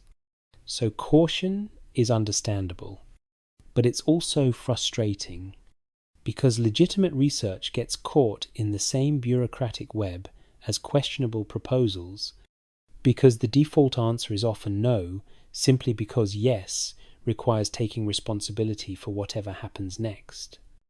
And there's another factor, precedent. If you allow one team to survey beneath the Sphinx, others will demand equal access. If you allow excavation in one location, pressure builds to excavate everywhere. Managing archaeological tourism requires saying no more often than yes. Otherwise, the sites would be overrun, constantly disrupted, gradually destroyed by the accumulated impact of well-meaning research. So the permissions don't come, or they come with restrictions that make the work impractical, or they're granted and then revoked when leadership changes or priorities shift. The result is that significant questions remain unanswered, not because they're unanswerable, but because answering them requires access that isn't granted. The data that would settle debates, that would either confirm chambers exist or prove they don't, remains uncollected. And in that vacuum, speculation flourishes. Legends grow. The Hall of Records remains neither proven nor disproven, existing in a liminal state between mythology and archaeology, which is perhaps fitting. The Sphinx itself occupies liminal space between human and animal, between desert and necropolis, between what's known and what's mysterious.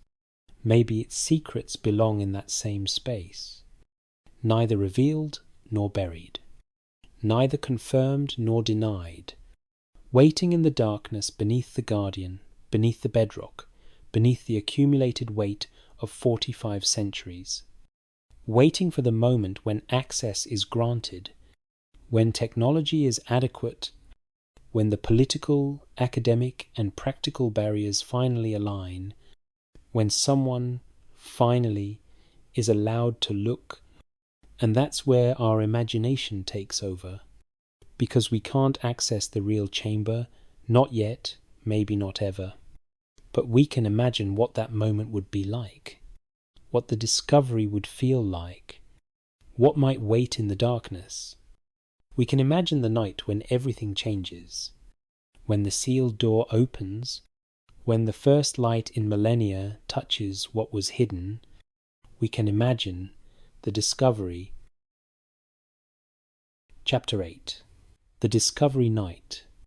Let's imagine it happens. Not today. Not exactly as we might hope, but in a version of events that's plausible, grounded in reality. The kind of discovery that could actually occur given the right circumstances, the right permissions, the right confluence of necessity and opportunity. It begins with conservation. That's usually how these things start. Not with treasure hunters or alternative theorists, but with the mundane work of preservation. The Sphinx is deteriorating. It always is. And this year, the groundwater monitoring shows something concerning. Moisture levels rising in the southeastern corner of the enclosure. Salt efflorescence appearing on stones that were stable last season. Something has changed in the subsurface hydrology. The conservation team needs to understand why, not out of curiosity, but necessity. If water is moving differently beneath the monument, it could undermine foundations, could accelerate erosion, could create voids where none existed before. This isn't archaeology. This is engineering, and engineering gets permissions that archaeology doesn't, so they bring in specialists, hydrogeologists, structural engineers, a team with ground-penetrating radar and seismic equipment. Their mandate is simple: map the subsurface water flows, identify the source of the moisture increase, recommend remediation. They set up their equipment in the pre-dawn hours when the site is closed to tourists. The floodlights haven't been turned on yet. The plateau is dark except for their work lamps. Cold too. Desert nights are always colder than visitors expect. The team works efficiently. They've done this before at other sites. Routine surveying, methodical data collection, but then the data shows something unexpected. Not the water flow they're looking for. That turns out to be a broken drainage channel, easily explained. No, what catches their attention is an anomaly, a void, large, regular in shape, in a location that correlates with those 1990s surveys that everyone argued about but nobody followed up on. The team leader pauses, looks at the screen, runs the scan again to verify, calls over colleagues. They huddle around the equipment, breath misting in the cold air, trying to interpret what they're seeing.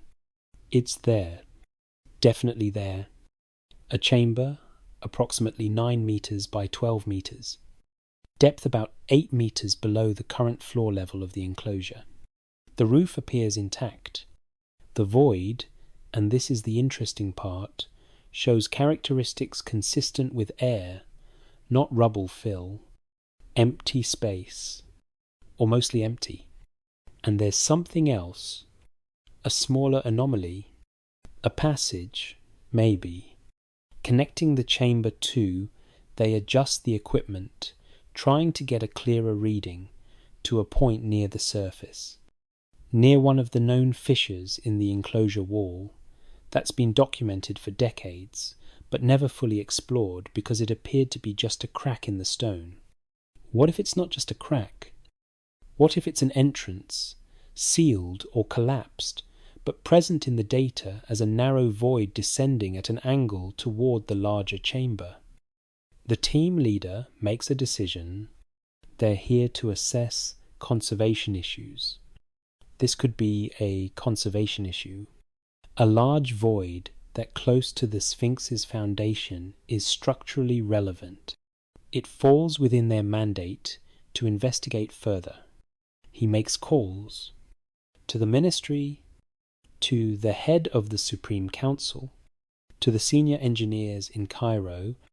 The conversation is careful, professional, focused on structural concerns, not archaeological speculation, but everyone understands what's really being discussed. They've found something. The question is, do they look? Remarkably, the answer is yes. Not for excavation. That would require different permissions, different timelines. But for remote inspection, a fiber optic camera, minimal invasiveness. Just look, don't touch. Assess whether the void poses structural risks. Document what's there. Make recommendations. It's enough. 3 days later, after equipment has been brought from Cairo, after additional permissions have been secured, after the site has been cleared and security doubled, the team returns. This time with a specialist in confined space inspection. A woman who's explored tombs, tunnels, ancient mines throughout Egypt. She brings equipment that's designed for exactly this scenario. Cameras on flexible cables. Lights that can penetrate deep darkness. Sensors for temperature, humidity, air composition. They begin at dawn. The light is perfect then, horizontal, golden, making the limestone glow. But they're not thinking about beauty. They're focused on the fissure in the enclosure wall. It's narrow, no more than 15 centimeters wide at the surface. But the scans suggested it widens below, that it might be accessible to the equipment, if not to a person. They clean away loose debris. Ancient mortar that might be Roman-era repairs, or perhaps earlier. Sand that's accumulated over decades. And as they clear, the fissure opens slightly, enough to insert the camera probe. The specialist checks her equipment. Camera operational. Lights functional. Recording active. She looks at the team leader. He nods. She feeds the cable into the darkness. The screen shows rough stone. The fissure walls, irregular, natural formation. The camera descends. 1 meter. 2. The fissure narrows, then widens again. At 4 meters depth, the character changes. The walls become smoother, more regular. This is no longer purely natural. This has been modified, widened, deliberately, or at least cleared of obstructions. At 6 meters, the passage opens. The camera emerges into space. Open space. The lights illuminate. Nothing. Just darkness so complete it swallows the beam. The specialist adjusts the light intensity, pans the camera slowly, and there it is. A wall. Artificial. Unmistakable. Limestone blocks. Carefully fitted. Not massive pyramid blocks, but human scale. The kind used in temple construction. The joints are tight. The surface, though dusty, shows tool marks. Chisels. Adzes. The signature of Old Kingdom masonry. The team is silent, watching the screen, watching as the camera slowly rotates, taking in the chamber. It's rectangular. The dimensions match the survey data. The ceiling is perhaps 3 meters high, flat, supported by the natural bedrock that wasn't carved away. The floor is level, covered with a fine layer of dust.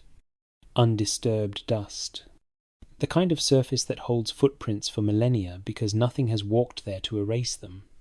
There are no footprints. The chamber is empty of people. Has been for they can't know yet. But for a very long time, the camera continues its slow survey.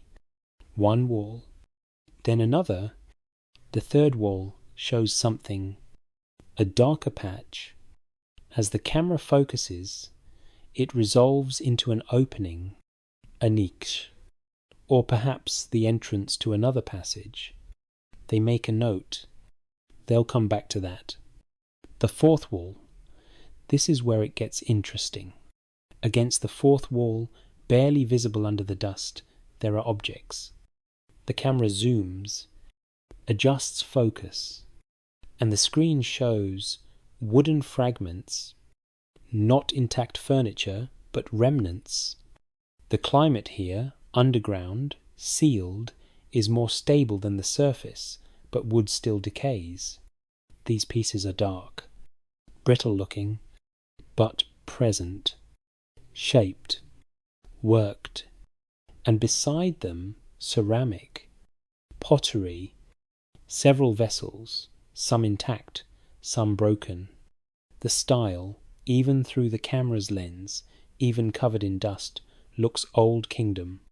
The proportions, the clay colour, the forms.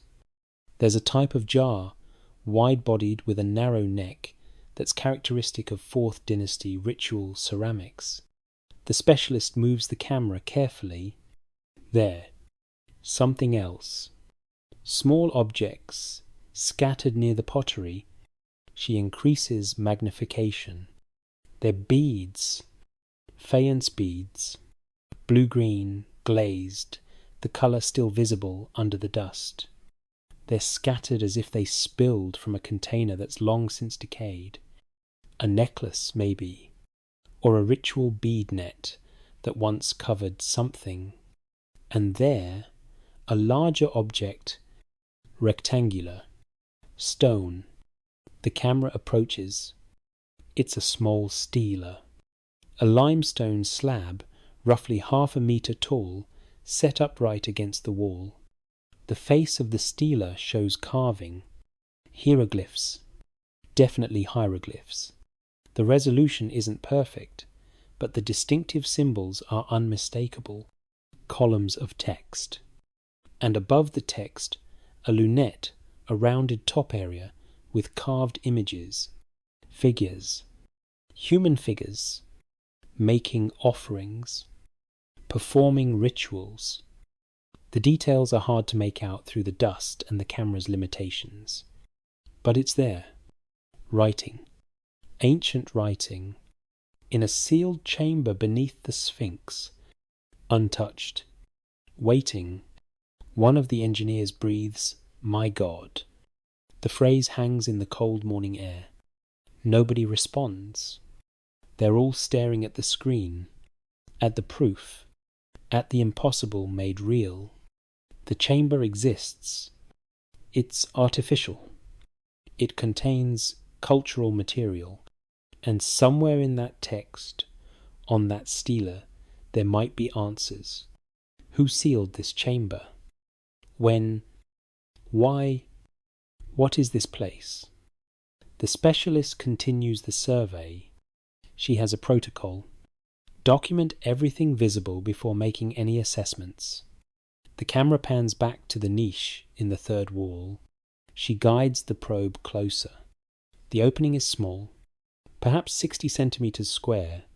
Beyond it, the camera can't see far, but there appears to be another space, a second chamber, or just a storage niche. The camera can't reach. The cable isn't designed to navigate tight turns. She withdraws slightly, focuses on the floor near the center of the room. There's something there, barely visible. She adjusts the light angle, and it becomes clear. Rope, twisted fiber, laid in a coil, or what remains of a coil after the organic material has partially decayed. Desert flax, probably, the kind used throughout ancient Egypt for everything from ship rigging to sandal straps. This rope is thick, substantial, used for something that required strength. Near the rope, cloth, linen, certainly, folded or bundled. The fabric has darkened with age but appears intact. Linen preserves well in dry conditions. This might be wrapping material, or priestly garments, or just utilitarian cloth stored for some purpose now forgotten. The camera continues its inventory. More pottery, a copper or bronze object, a blade perhaps, or a ritual implement, heavily oxidized, but retaining its shape. Wood fragments that might be from boxes or containers. Everything covered in that fine, undisturbed dust. Everything waiting. Everything exactly as it was left when someone, centuries ago, sealed that passage and walked away. The specialist speaks quietly. Professional assessment for the recording. Chamber appears structurally sound. No visible cracks in walls or ceiling. Floor is stable. Cultural material present consistent with Old Kingdom period. No evidence of later intrusion. No evidence of looting. Chamber appears to have remained sealed since antiquity. She pauses, then adds, further investigation strongly recommended. Over the following days, they do something remarkable. Something that wouldn't have been possible even a decade earlier. They don't excavate. They don't disturb. Instead, they map. A more sophisticated camera system arrives from the university in Cairo. Multispectral imaging capability. Three-dimensional scanning, the kind of equipment used to document tombs without touching them, to create complete digital records that can be studied without risking the original materials. The team works in shifts. The camera spends hours in the chamber, millimeter by millimeter, creating a comprehensive record, and slowly, on computers in the makeshift field lab, the chamber comes into focus, not as fragments viewed through a small screen, but as a complete space, measurable, analyzable, virtually accessible. The dimensions are precise now, 9.3 meters by 12.1 meters. Ceiling height 2.8 meters. Volume approximately 320 cubic meters. Carved from the bedrock, with walls finished in dressed limestone blocks to create smooth, regular surfaces. The floor shows no damage, no collapse, no intrusion of groundwater. It's remarkably preserved.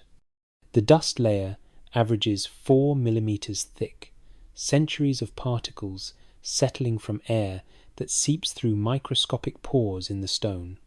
But beneath that dust, the floor is intact. And the objects.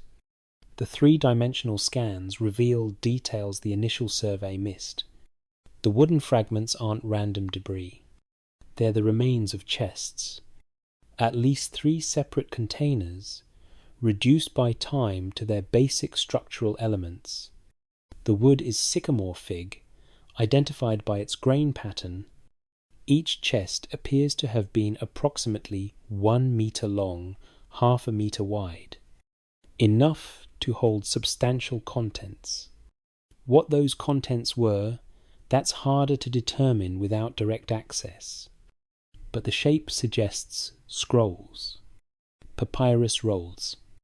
The dimensions are right. The pottery is more informative. 12 vessels total. 8 are intact. The styles are consistent. Old Kingdom, probably 4th dynasty. 2 are beer jars, identified by their shape and the mineral residue visible on the interior. 3 are wine amphorae, narrower, with pointed bases designed to be sunk into sand or placed in stands. The others are offering jars, containers for food, oils, incense, the kind brought to temples daily as offerings to the gods. The faience beads number in the hundreds. The scans captured enough detail to identify types. Most are cylindrical, typical of Old Kingdom jewellery, but there are also some shaped like lotus buds, like papyrus stems, like protective eyes. These weren't just decoration, they were amulets, protection magic, placed here deliberately. The bronze object is a ritual adze, used in the opening of the mouth ceremony, the ritual that symbolically animated statues and mummies, giving them the ability to breathe, eat, speak in the afterlife. Finding one here suggests this chamber had ceremonial significance. This wasn't just storage. This was sacred space. The linen, examined through spectral imaging, shows traces of inscriptions, not extensive text, but cartouche. Royal names written in hieratic script, the cursive form of hieroglyphs used for everyday writing. The names are hard to read through the imaging. They'll need physical access for that, but the presence of royal names suggests official involvement. This wasn't a private cache. This was authorized, sanctioned at the highest levels. And then there's the stela, the limestone slab that might hold answers. The three-dimensional scans provide unprecedented detail. The hieroglyphs are clear now. The text is extensive, 22 columns, each containing between 15 and 20 symbols. That's substantial. A significant inscription. Not a brief dedication or ownership mark. This is a narrative, an account, a record. The lunette at the top shows two figures. Both are royal. They wear the double crown of Upper and Lower Egypt. They face each other across an offering table. Behind each figure stands a deity. On the left, Horus the Elder, recognizable by his falcon head. On the right, Hathor, with her cow-eared crown. The symbolism is clear. Divine sanction, royal authority, sacred purpose. But here's where it gets challenging. Reading hieroglyphs requires expertise, context, comparison with known inscriptions. The team includes an epigrapher, a specialist in ancient Egyptian texts. She studies the scans for hours, makes preliminary assessments, and what she finds is intriguing. The text begins with standard formulae, invocations to the gods, statements of royal authority. In the reign of the king of Upper and Lower Egypt, the cartouche that follows is, and this is significant, partially damaged, or perhaps deliberately obscured. The scan shows that the surface of the stone in that area is rougher, as if it was scratched or worn after the initial carving. Intentional defacement. Or just time. The epigrapher makes a preliminary reading of the visible portions. She's careful, tentative. This is preliminary, she emphasizes. Full translation requires better access, comparison with similar texts, consultation with colleagues. But from what she can read, the inscription speaks of preserving the knowledge of the ancestors. It mentions those who came before. It references the time of great waters and the drying of the land. It speaks of sealing this place for the protection of what was entrusted. And then, and this is where everyone leans closer to look, there's a phrase that appears 3 times in the text. A phrase that translates approximately as, when the waters rise again, or possibly until the floods return. Conditional phrasing, as if this chamber was sealed with the expectation of future need, of eventual reopening, of messages meant for a distant future. The epigrapher works through the night. She's too excited to sleep, too aware that what she's reading might be significant. She cross-references with known texts, compares phrasing, checks her interpretations against standardized hieroglyphic dictionaries. By dawn, she has a rough translation, incomplete, uncertain in places, but enough to understand the general sense. The text identifies the chamber as a house of preservation. It states that it was sealed during the reign of the damaged cartouche is frustrating, but based on the style of other elements, she estimates 4th dynasty, possibly Khafre or Menkaure. The phrase, completion of the great works appears, which could refer to the pyramid complex. Then the text becomes more interesting. It speaks of gathering the writings of the great house, of the words of the astronomers, of the knowledge of the master builders, of the healings of the physicians. This isn't just ritual objects. This is describing an archive, a collection, a deliberate compilation of knowledge. And then comes the passage that changes everything. These things we place here, as did those before us, who placed what they knew in the earth before the great drying. As the land changed, so must the knowledge be preserved. What was green became sand. What was rain became silence. But the words remain. The numbers remain. The star wisdom remains. For the children who will come after, when the waters rise again, when the land remembers what it was. The epigrapher reads this section multiple times, checks every symbol, every grammatical construction, and she keeps arriving at the same interpretation.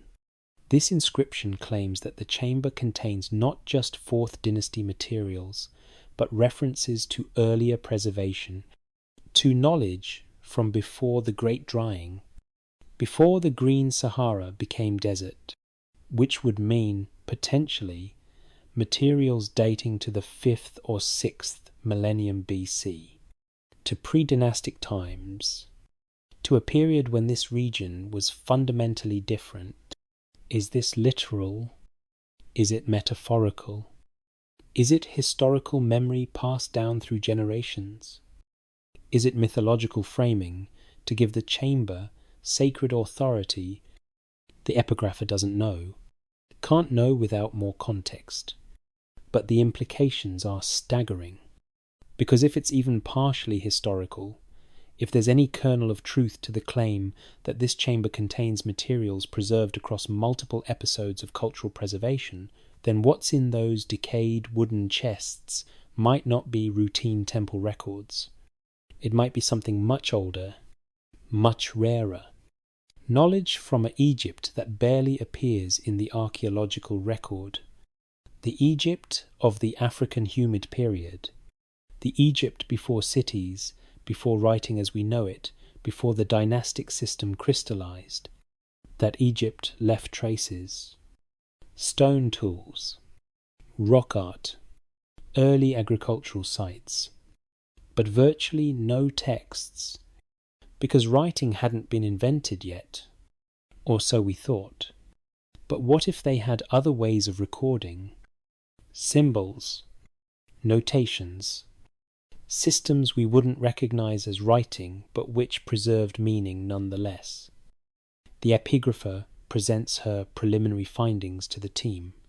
She's careful to emphasize uncertainty, to note that ancient texts often make grandiose claims that are more about cosmic order than historical fact, to acknowledge that those before us might just mean the previous dynasty, not some pre-dynastic culture. But she also notes what the text doesn't say. It doesn't claim divine revelation. It doesn't invoke mythological origins. It speaks in practical terms of gathering documents, of preservation, of environmental change as the context for why preservation mattered. That practical tone is interesting. It sounds less like religious poetry and more like archival procedure, like someone actually placing real materials into storage and explaining why.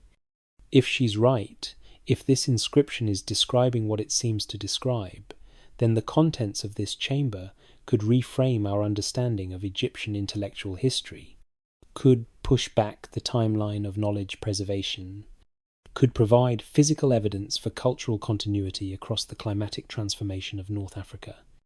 Or it could be metaphor, pious tradition, the ancient equivalent of founding myths. Without examining the actual contents of those chests, without being able to date the organic materials, study any preserved papyri, analyze the actual knowledge recorded, they're speculating. But it's informed speculation now, grounded in physical evidence, based on a text that exists, that can be studied, that makes specific claims. The chamber is real. The objects are real. The inscription is real. What they mean, that's the question that will occupy scholars for years to come. But first, someone needs to decide. Do they open the chests?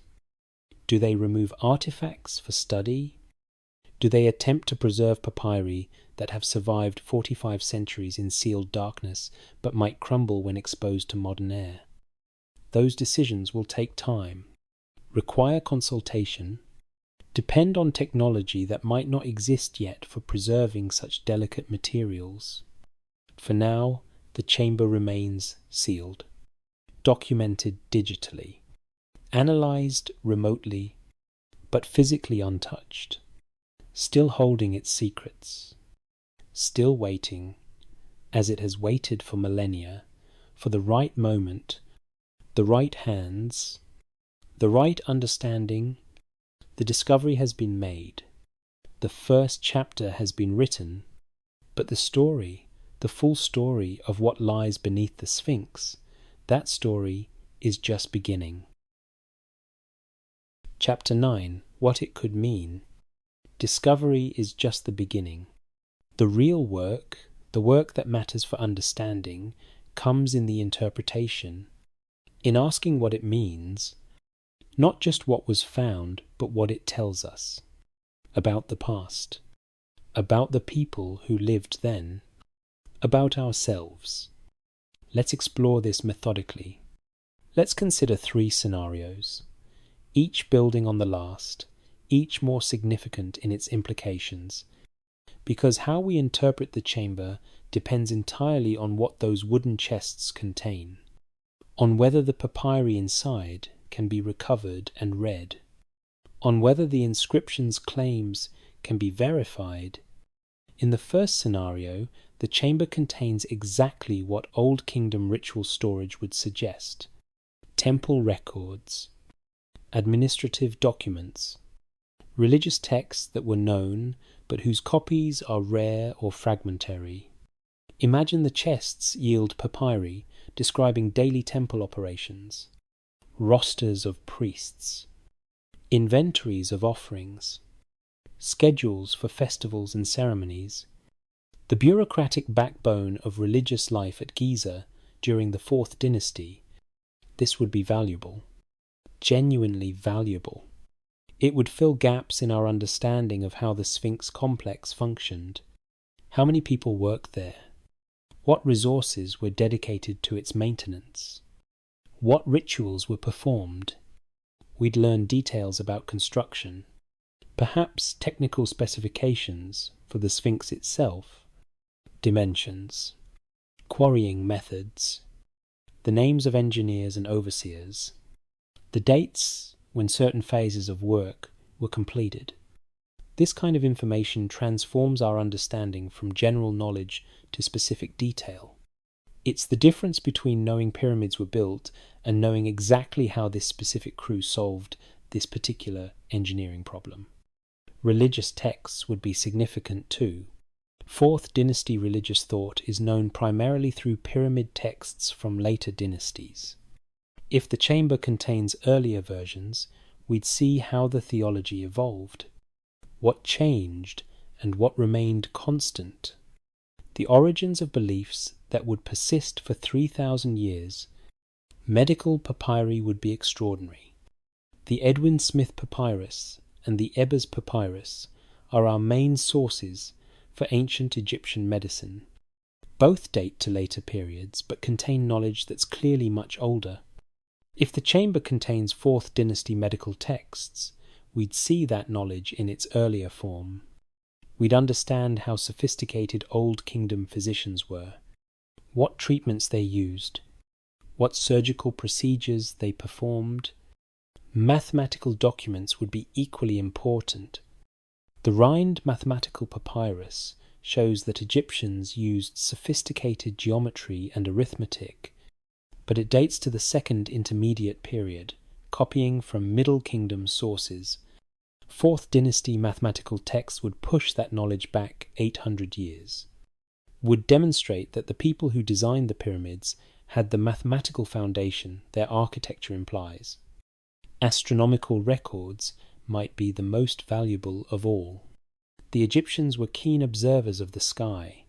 Their calendar, their understanding of stellar cycles, their ability to align monuments with celestial phenomena, all of this required extensive observation and careful record keeping. If the chamber contains 4th dynasty astronomical tables, we'd learn what they knew, which stars they tracked, how they understood planetary movements, whether they had concepts we don't give them credit for. All of this, every single piece, would be significant scholarship. It would generate dozens of PhD dissertations. It would fill in substantial gaps in our timeline. It would make the Fourth Dynasty less mysterious, more accessible, more human, but it wouldn't change the fundamental story. It would elaborate on what we already know. It would add detail to the existing picture. Important detail, valuable detail, but not revolutionary. That's scenario 1. The modest impact, and it would still be extraordinary, still justify the discovery, still earn a place in the history of Egyptology.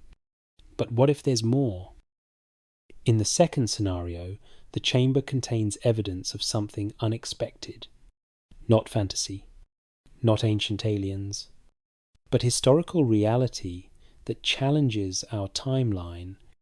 Imagine the papyri include references to predecessors, to those who built before the dynasties, to an earlier period of monument construction, not grand claims of lost civilizations, but practical references, names of earlier kings who aren't in our lists, mentions of older structures that were renovated or incorporated into Fourth Dynasty work. This wouldn't be unprecedented. The Egyptians themselves claimed great antiquity. The Turin King List, a papyrus from the New Kingdom, lists dynasties going back into mythological time. The Palermo stone records kings before Narmer, before the first dynasty begins in our standard chronology. These references are usually dismissed as legend, as attempts to create cosmic legitimacy by inventing divine ancestors. But what if some of those names were real? What if there were proto-dynastic rulers, not gods, not myths, but actual leaders of pre-unification polities, whose existence was remembered even if the details were lost?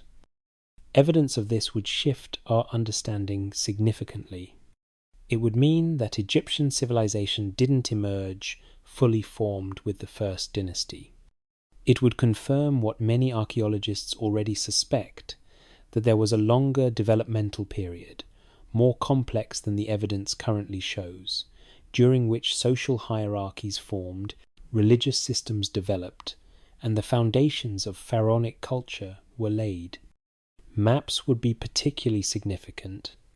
Imagine papyri containing geographical information, maps of the Nile showing different courses, different branch patterns, evidence that the river's geography has changed substantially since the Fourth Dynasty. We know this happened. The Nile is dynamic, its channels shift, but detailed ancient maps would let us reconstruct those changes precisely. Or maps showing different coastlines. The Mediterranean shore has changed. Sea levels have risen and fallen. Ancient harbours are now underwater. Ancient coastal cities are landlocked or drowned. If the Egyptians mapped their world and those maps survive, we'd see Egypt as they saw it. We'd understand how different their geographical reality was from ours. Climate records would be transformative. Imagine texts describing environmental change. In the time of our grandfathers, rain fell here. The lakes that once covered this land are now dry. The animals that lived here have gone north to where the grass still grows. These wouldn't be scientific climate studies. They'd be practical observations. But they'd be first-hand accounts of the Sahara's desiccation, of the transformation from green Sahara to desert. Such texts would vindicate what geologists already know from climate data, but they'd add human experience to geological fact. They'd show that people lived through these changes, adapted to them, remembered them, and thought them important enough to record. And here's where it connects to the inscription. To those phrases about the great drying and before the waters left, if the texts in the chamber describe environmental transformation as historical experience rather than mythological metaphor, that changes the context for everything. It means Egyptian cultural memory extended further back than we thought. It means they preserved knowledge across the climatic transition. It means the Fourth Dynasty wasn't just building their own monuments, they were also curating what came before, acting as archivists for a longer history than their own immediate dynasties. This would be significant. It would push back the timeline of Egyptian historical consciousness. It would confirm cultural continuity across the transition from Neolithic to dynastic periods. It would make pre-dynastic Egypt more accessible, more knowable, more connected to the later civilization. It would be a major revision. Not of the basics, we'd still understand the pyramids, still date the dynasties the same way, but of the context, of the depth of historical memory, of how much the Egyptians knew about their own past. That's scenario 2. A significant shift in understanding, one that many scholars would find uncomfortable, but which the evidence would demand they accept. But there's a third layer, one more speculative, one more challenging to conventional understanding, and one that the inscription seems to hint at, however ambiguously. Let's be very careful here, very precise about what we're suggesting and what we're not. We're not talking about Atlantis, not about ancient aliens, not about magical technology or mystical powers.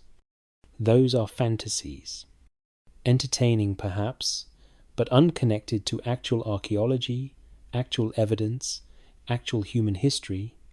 What we're talking about is the possibility, and it's only a possibility, that the chamber contains knowledge that originated before dynastic Egypt, before writing as we recognize it, from the late Green Sahara period, when this region was still habitable without the Nile's narrow agricultural corridor.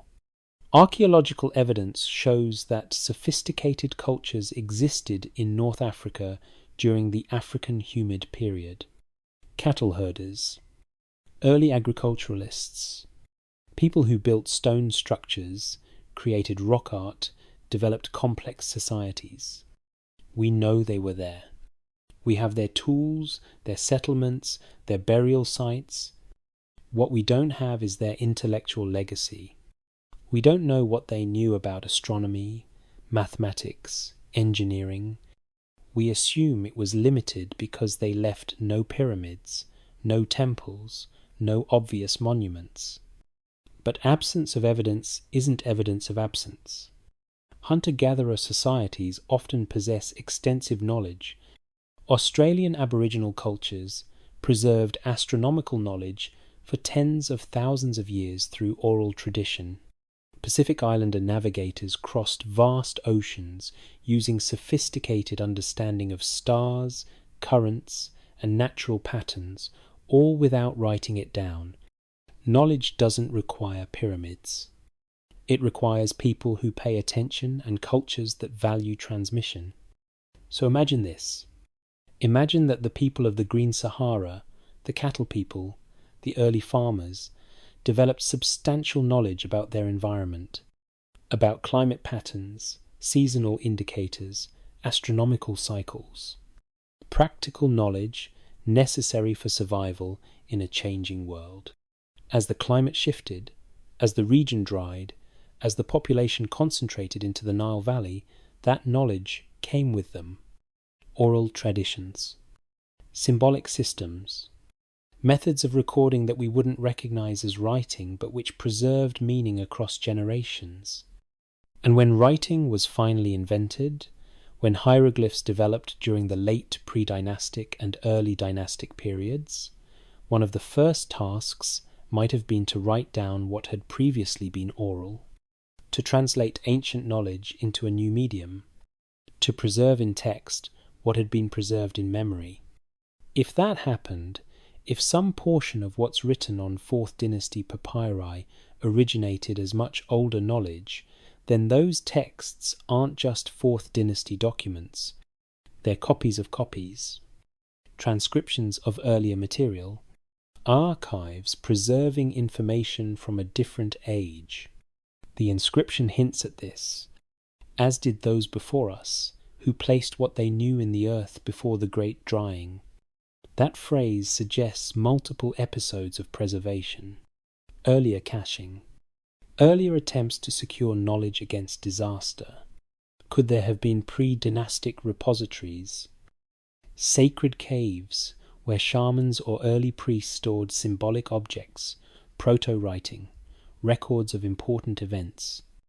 And could some of that material have been retrieved, copied, and incorporated into 4th Dynasty archives? It's possible. Speculative, but possible.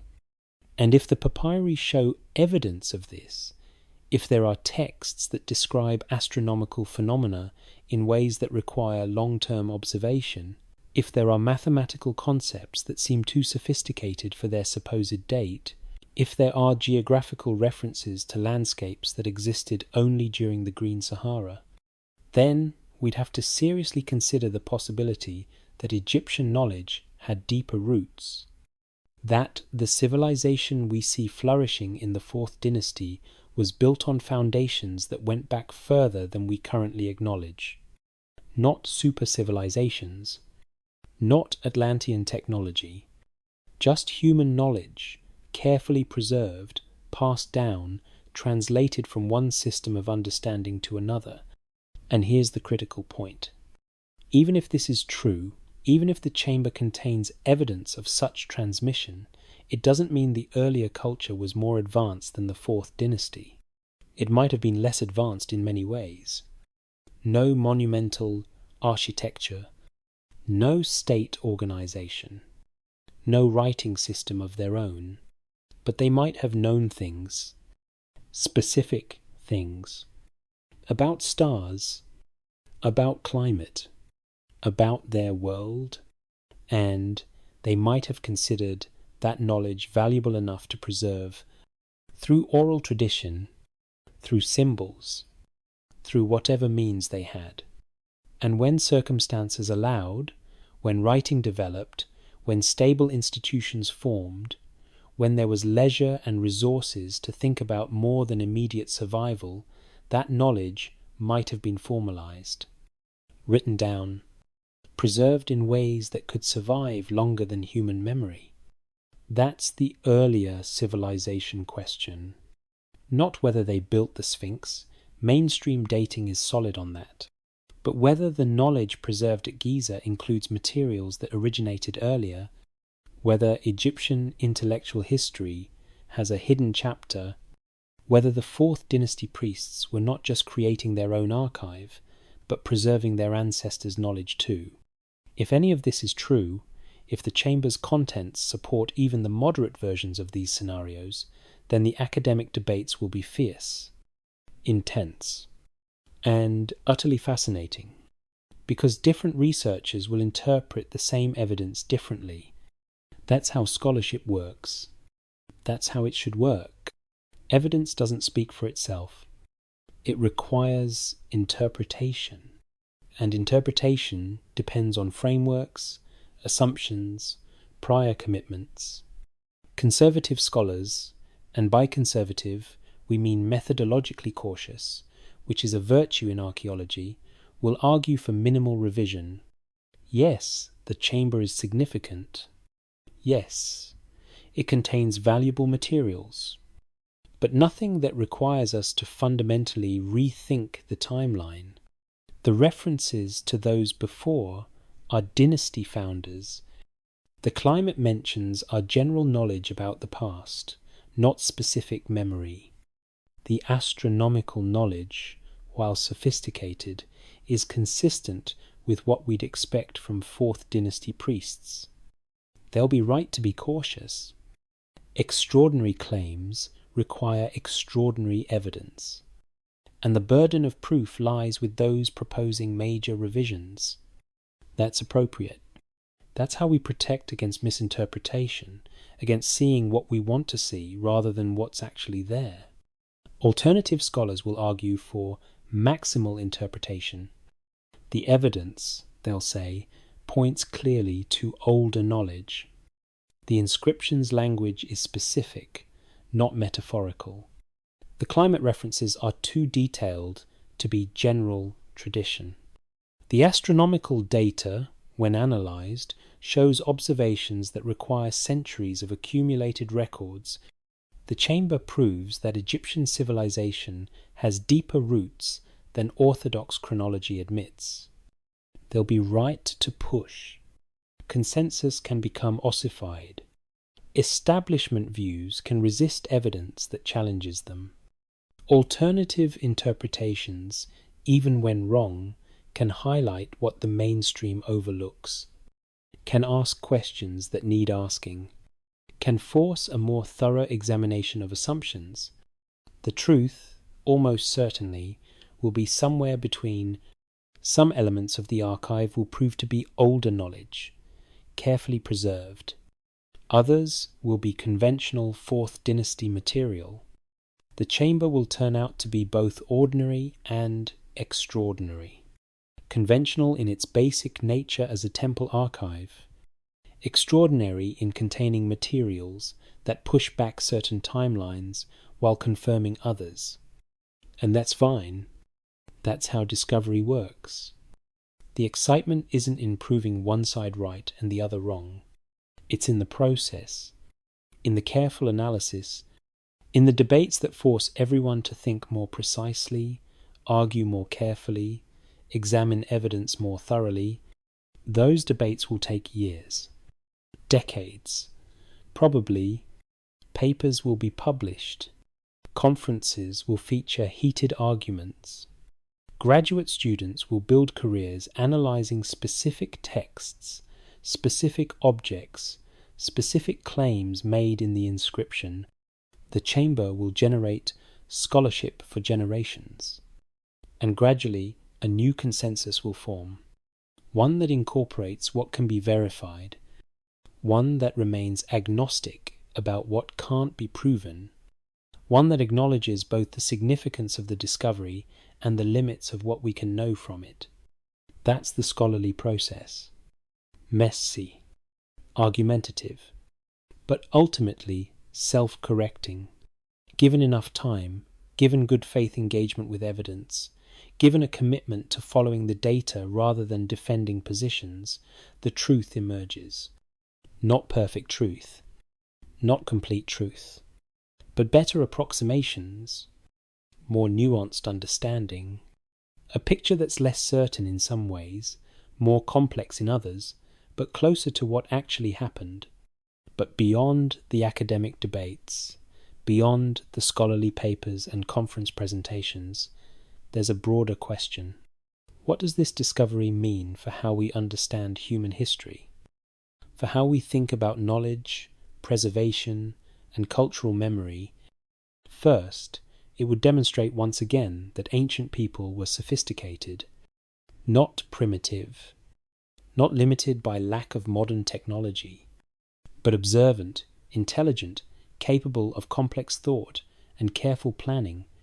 The decision to create this chamber, to curate specific materials for preservation, to seal it with an inscription explaining its purpose that demonstrates long-term thinking, institutional planning, a sense of responsibility to future generations.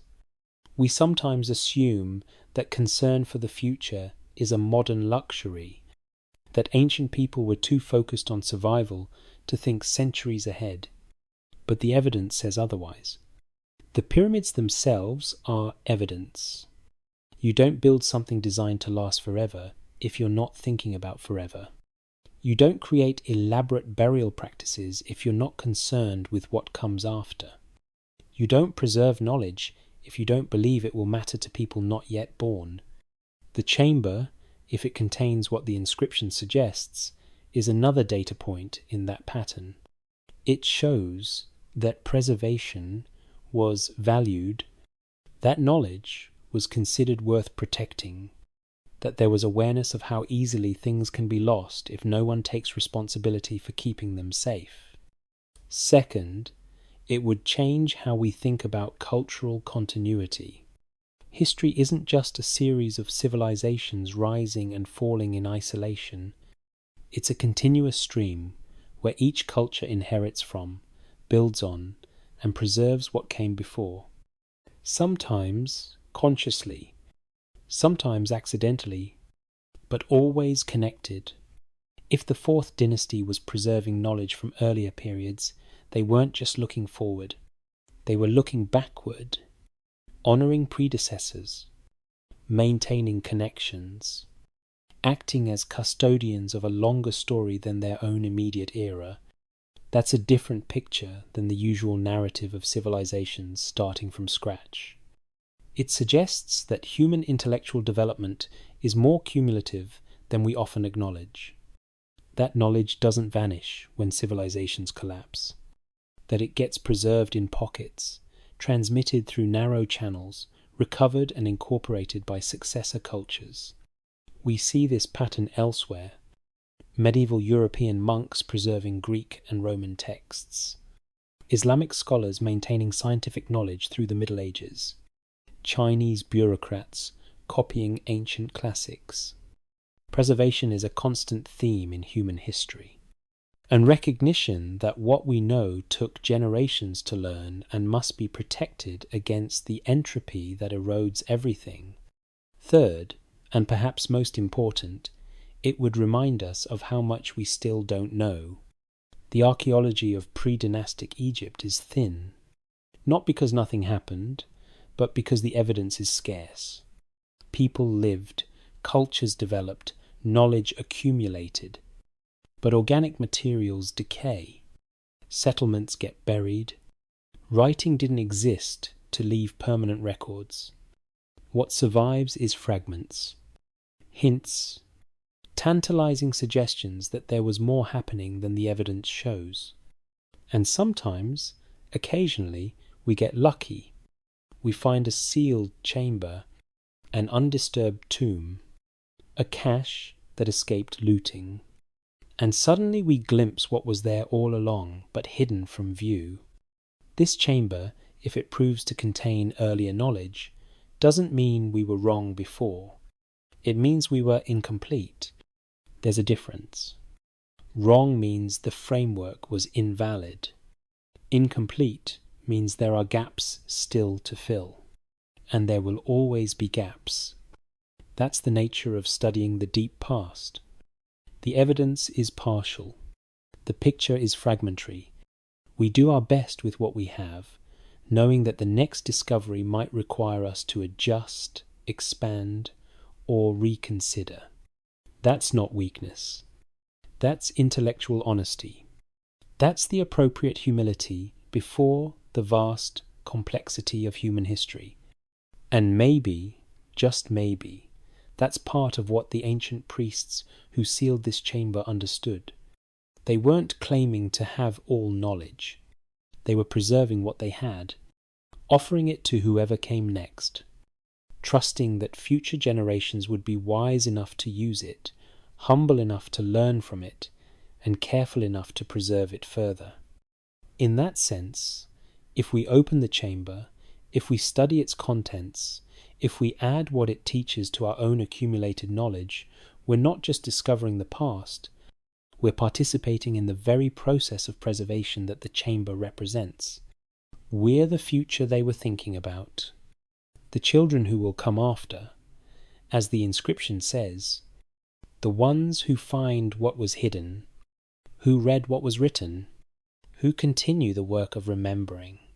And that continuity, that connection across 45 centuries, might be the most profound discovery of all.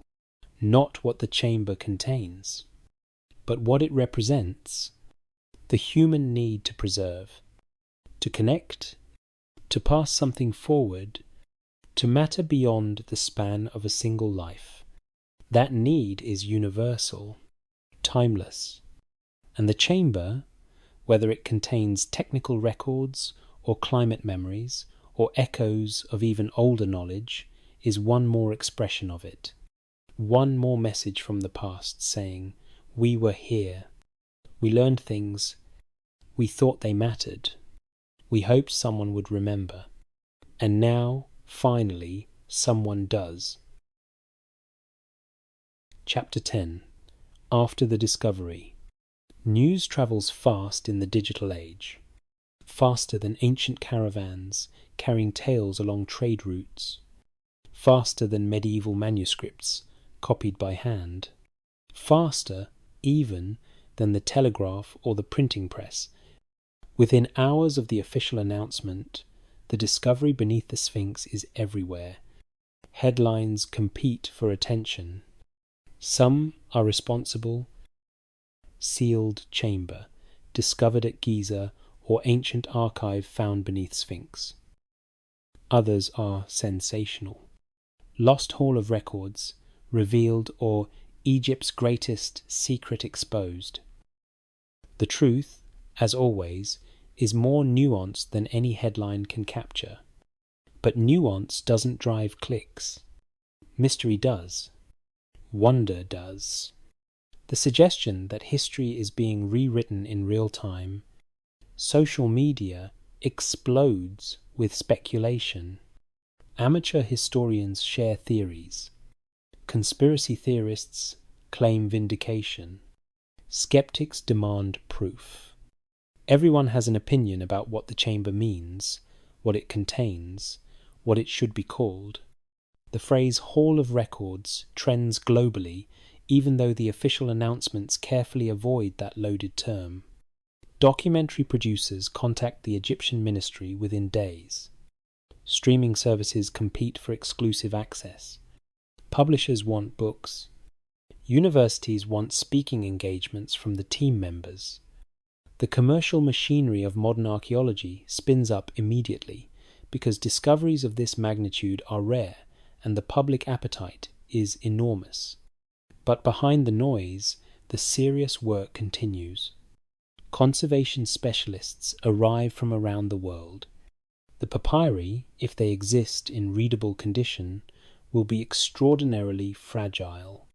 Exposure to air after millennia of sealed darkness could cause immediate deterioration.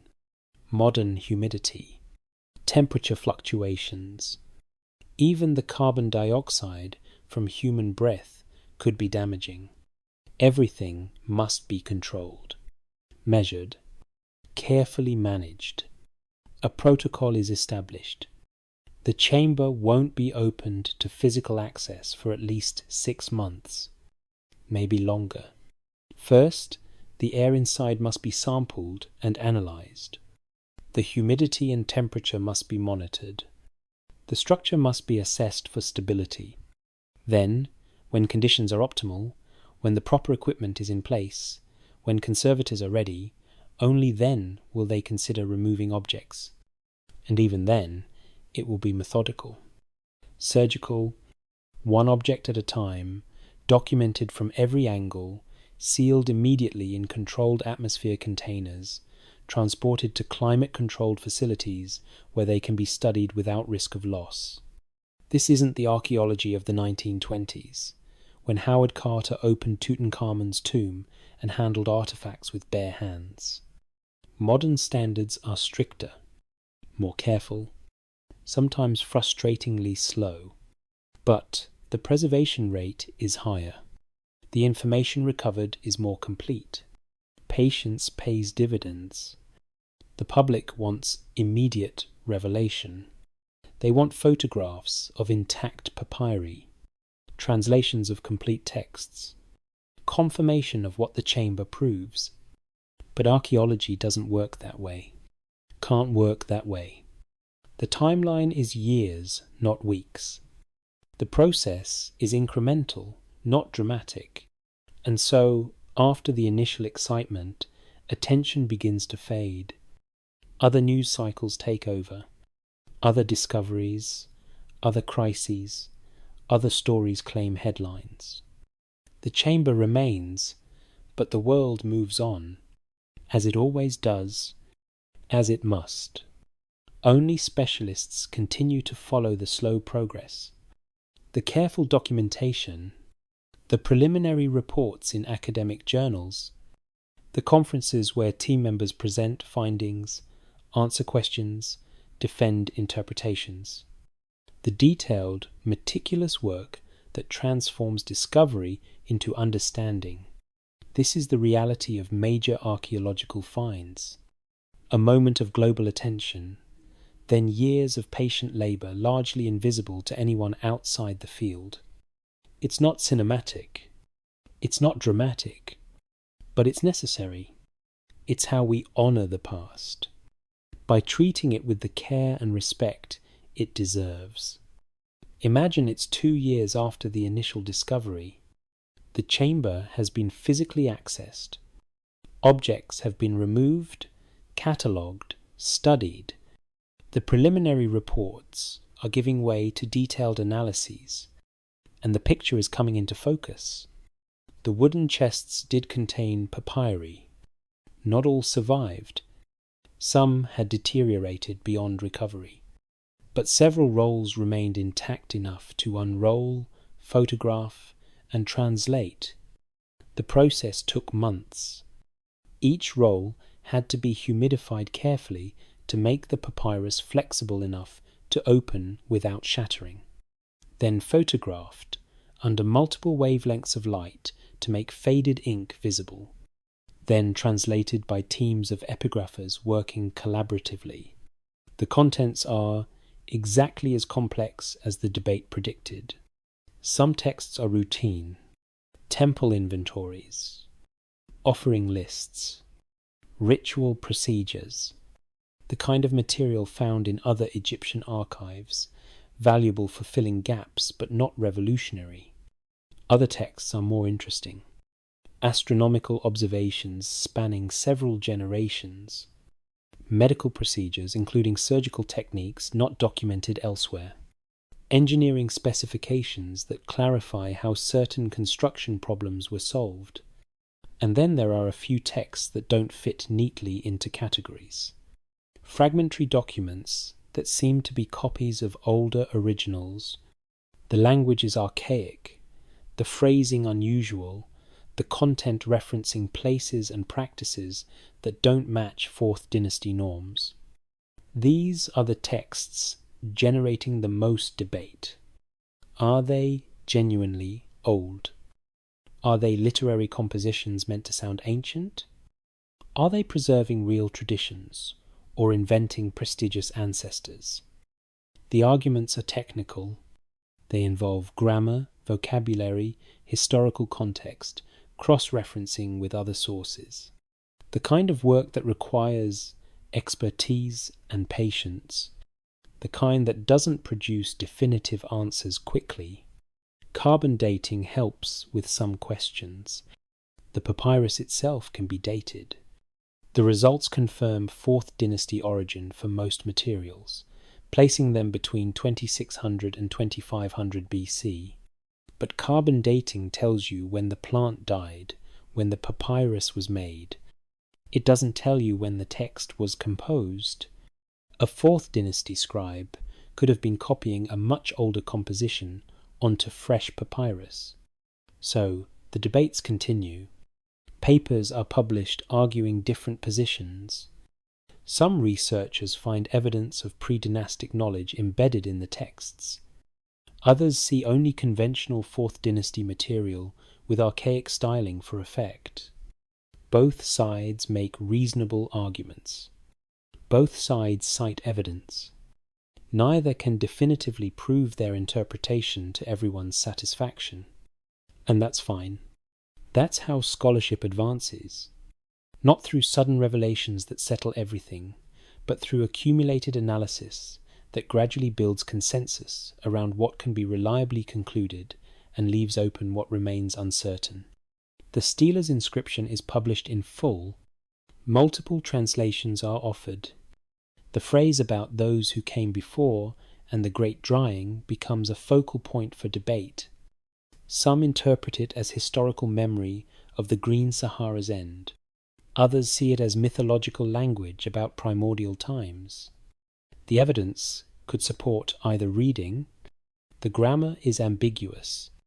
The historical context is unclear. What does emerge clearly is that the chamber was intentional. It was created as an archive. It contained curated materials deemed important enough to preserve. It was sealed with ceremony and marked with an inscription explaining its purpose. That much is certain. What the materials prove about Egyptian history before the 4th dynasty that remains contested, and perhaps that's appropriate. Perhaps some questions don't have definitive answers. Perhaps the evidence, honestly examined, supports multiple interpretations. Perhaps we have to live with ambiguity. That's harder than certainty, less satisfying than knowing for sure. But it's often closer to truth, because history is complex. Human motivations are layered. Ancient texts are subject to multiple readings. The past doesn't surrender all its secrets just because we want it to. 10 years after discovery, the chamber has been fully documented. The major findings have been published. University courses teach about it. Textbooks include it in their chapters on Old Kingdom Egypt. It's become part of the established knowledge base, integrated into what we know about Giza, about the 4th dynasty, about ancient Egyptian intellectual culture. And yet the debates haven't ended. Some questions remain open. Some interpretations remain controversial. The chamber answered many questions but raised others. That's typical of significant discoveries. They shift the boundaries of knowledge, but don't eliminate mystery. They just relocate it. Push it back to deeper, more subtle questions. Was the Sphinx older than the conventional date suggests? The chamber doesn't definitively answer that. It confirms 4th dynasty activity around the monument. It proves there was significant construction and religious practice. But it doesn't settle whether that represented new work or renovation of something earlier. The weathering patterns remain ambiguous. The water erosion question persists. Different geologists still interpret the evidence differently. Did pre-dynastic cultures possess more sophisticated knowledge than usually credited? The chamber provides some support for this idea. Some of the texts do seem to preserve older material, but older might mean early dynastic or late pre-dynastic rather than Green Sahara period. The timeline remains fuzzy. The cultural continuity is suggested but not proven beyond doubt. Does the chamber represent an earlier civilization in the sense the legends described? No, not really. It represents continuity, preservation across generations, the accumulation and curation of knowledge by a culture that valued its intellectual heritage. That's significant, but it's not the dramatic revelation of a lost super-civilization. It's the more subtle and perhaps more profound discovery that human knowledge is always built on what came before, that cultures preserve and transmit, that we are, all of us, inheritors of long chains of learning. And maybe that's the real lesson of the chamber. Not what it proves about the distant past, but what it demonstrates about human nature, about our need to preserve, our desire to be remembered, our hope that what we learn will matter to people we'll never meet. The ancient priests who sealed that chamber were thinking about the future, about us, in a sense, about whoever would eventually find what they left. They couldn't have imagined our world, couldn't have conceived of the technology we'd use to locate and document their archive, couldn't have predicted the debates their inscription would generate. But they knew someone would come, someday. Eventually, they had faith in that, and they left what they considered valuable. Not for themselves, they'd be dead long before the chamber opened. But for others, for the continuation of knowledge, for the preservation of understanding across the vast gulf of time. And we did come. We found what they left. We're reading what they wrote. We're debating what it means. We're participating in exactly the process they hoped would happen. The transmission of knowledge from one generation to another across spans of time so vast that language itself has changed, that civilizations have risen and fallen, that the very landscape has transformed. That continuity is remarkable. That connection is profound, and it's independent of whether the texts prove one theory or another. The connection exists in the act itself, in the preservation and the discovery, in the conversation across millennia. Perhaps the greatest mysteries aren't meant to be completely solved. Perhaps their value lies partly in remaining mysterious, in continuing to invite exploration, in refusing to surrender entirely to any single interpretation. The Sphinx has kept its secrets for as long as anyone can remember. It's likely to keep some of them longer still.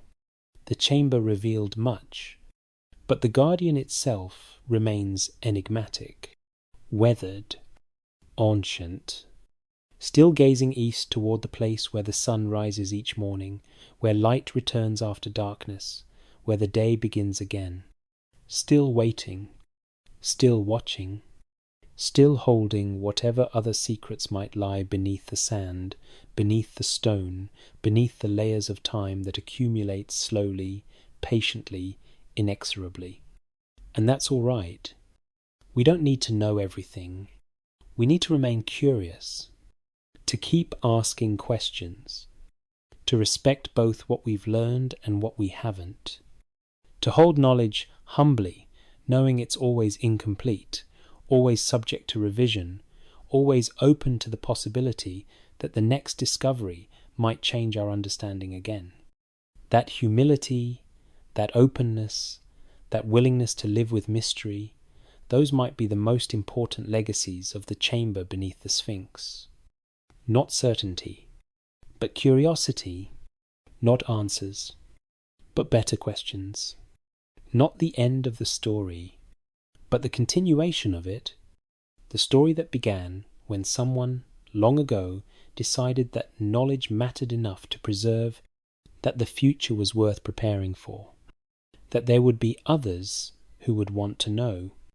And here we are, knowing, still curious, still asking, still part of that ancient, ongoing conversation about what it means to be human, to learn, to remember, to pass something forward. The chamber has given us that, whatever else it proves or doesn't prove, it's given us that connection, that reminder, that gift, and perhaps that's enough. Closing, the eternal guardian. And so we return to where we began, to the plateau, to the darkness, to the wind moving through sand like breath through sleeping lungs. The tourists have gone home hours ago. The floodlights have been turned off. Cairo's glow remains on the horizon, a distant reminder of the modern world, but here, in the enclosure, surrounded by limestone walls carved from the living earth, there's only silence. The kind of silence that feels ancient, that feels earned. The Sphinx sits as it always has, as it always will, for as long as stone endures, gazing east, waiting for dawn, patient in the way only stone can be patient, unmoved by the discoveries beneath it, unchanged by what we've learned or failed to learn, still keeping whatever secrets remain, still holding whatever mysteries lie deeper than we've yet reached. The chamber, if it exists, and perhaps now, in our imagination, it does, sits sealed again, documented, studied, but returned to darkness, waiting as it waited before, because some things are meant to wait. Some knowledge is meant to be approached slowly. Some connections take time to understand. Above, the stars wheel through their ancient patterns. The same stars the Fourth Dynasty astronomers observed, the same constellations that guided Old Kingdom priests through their calculations. The sky hasn't changed, not in ways that matter, not across the brief span of human civilization. The stars remain constant, reliable, still teaching whoever has eyes to see and patience to learn. And so, as the wind settles, as the temperature drops toward the coolest part of night, as the Sphinx continues its endless vigil under stars that neither know nor care about human concerns, we let the questions fade. Not answered, just released, given over to the darkness, to the patience of stone, to the long memory of the desert that covers and reveals in its own time. Tomorrow there will be more questions, more theories, more debates. But tonight there's only the wind and the sand and the ancient limestone and the slow, steady breathing of a world that's been here far longer than we have and will be here long after we're gone. Rest now. Let the mysteries remain mysterious. Let the guardian keep watch. Let the hidden stay hidden just a little longer. Let it all. Rest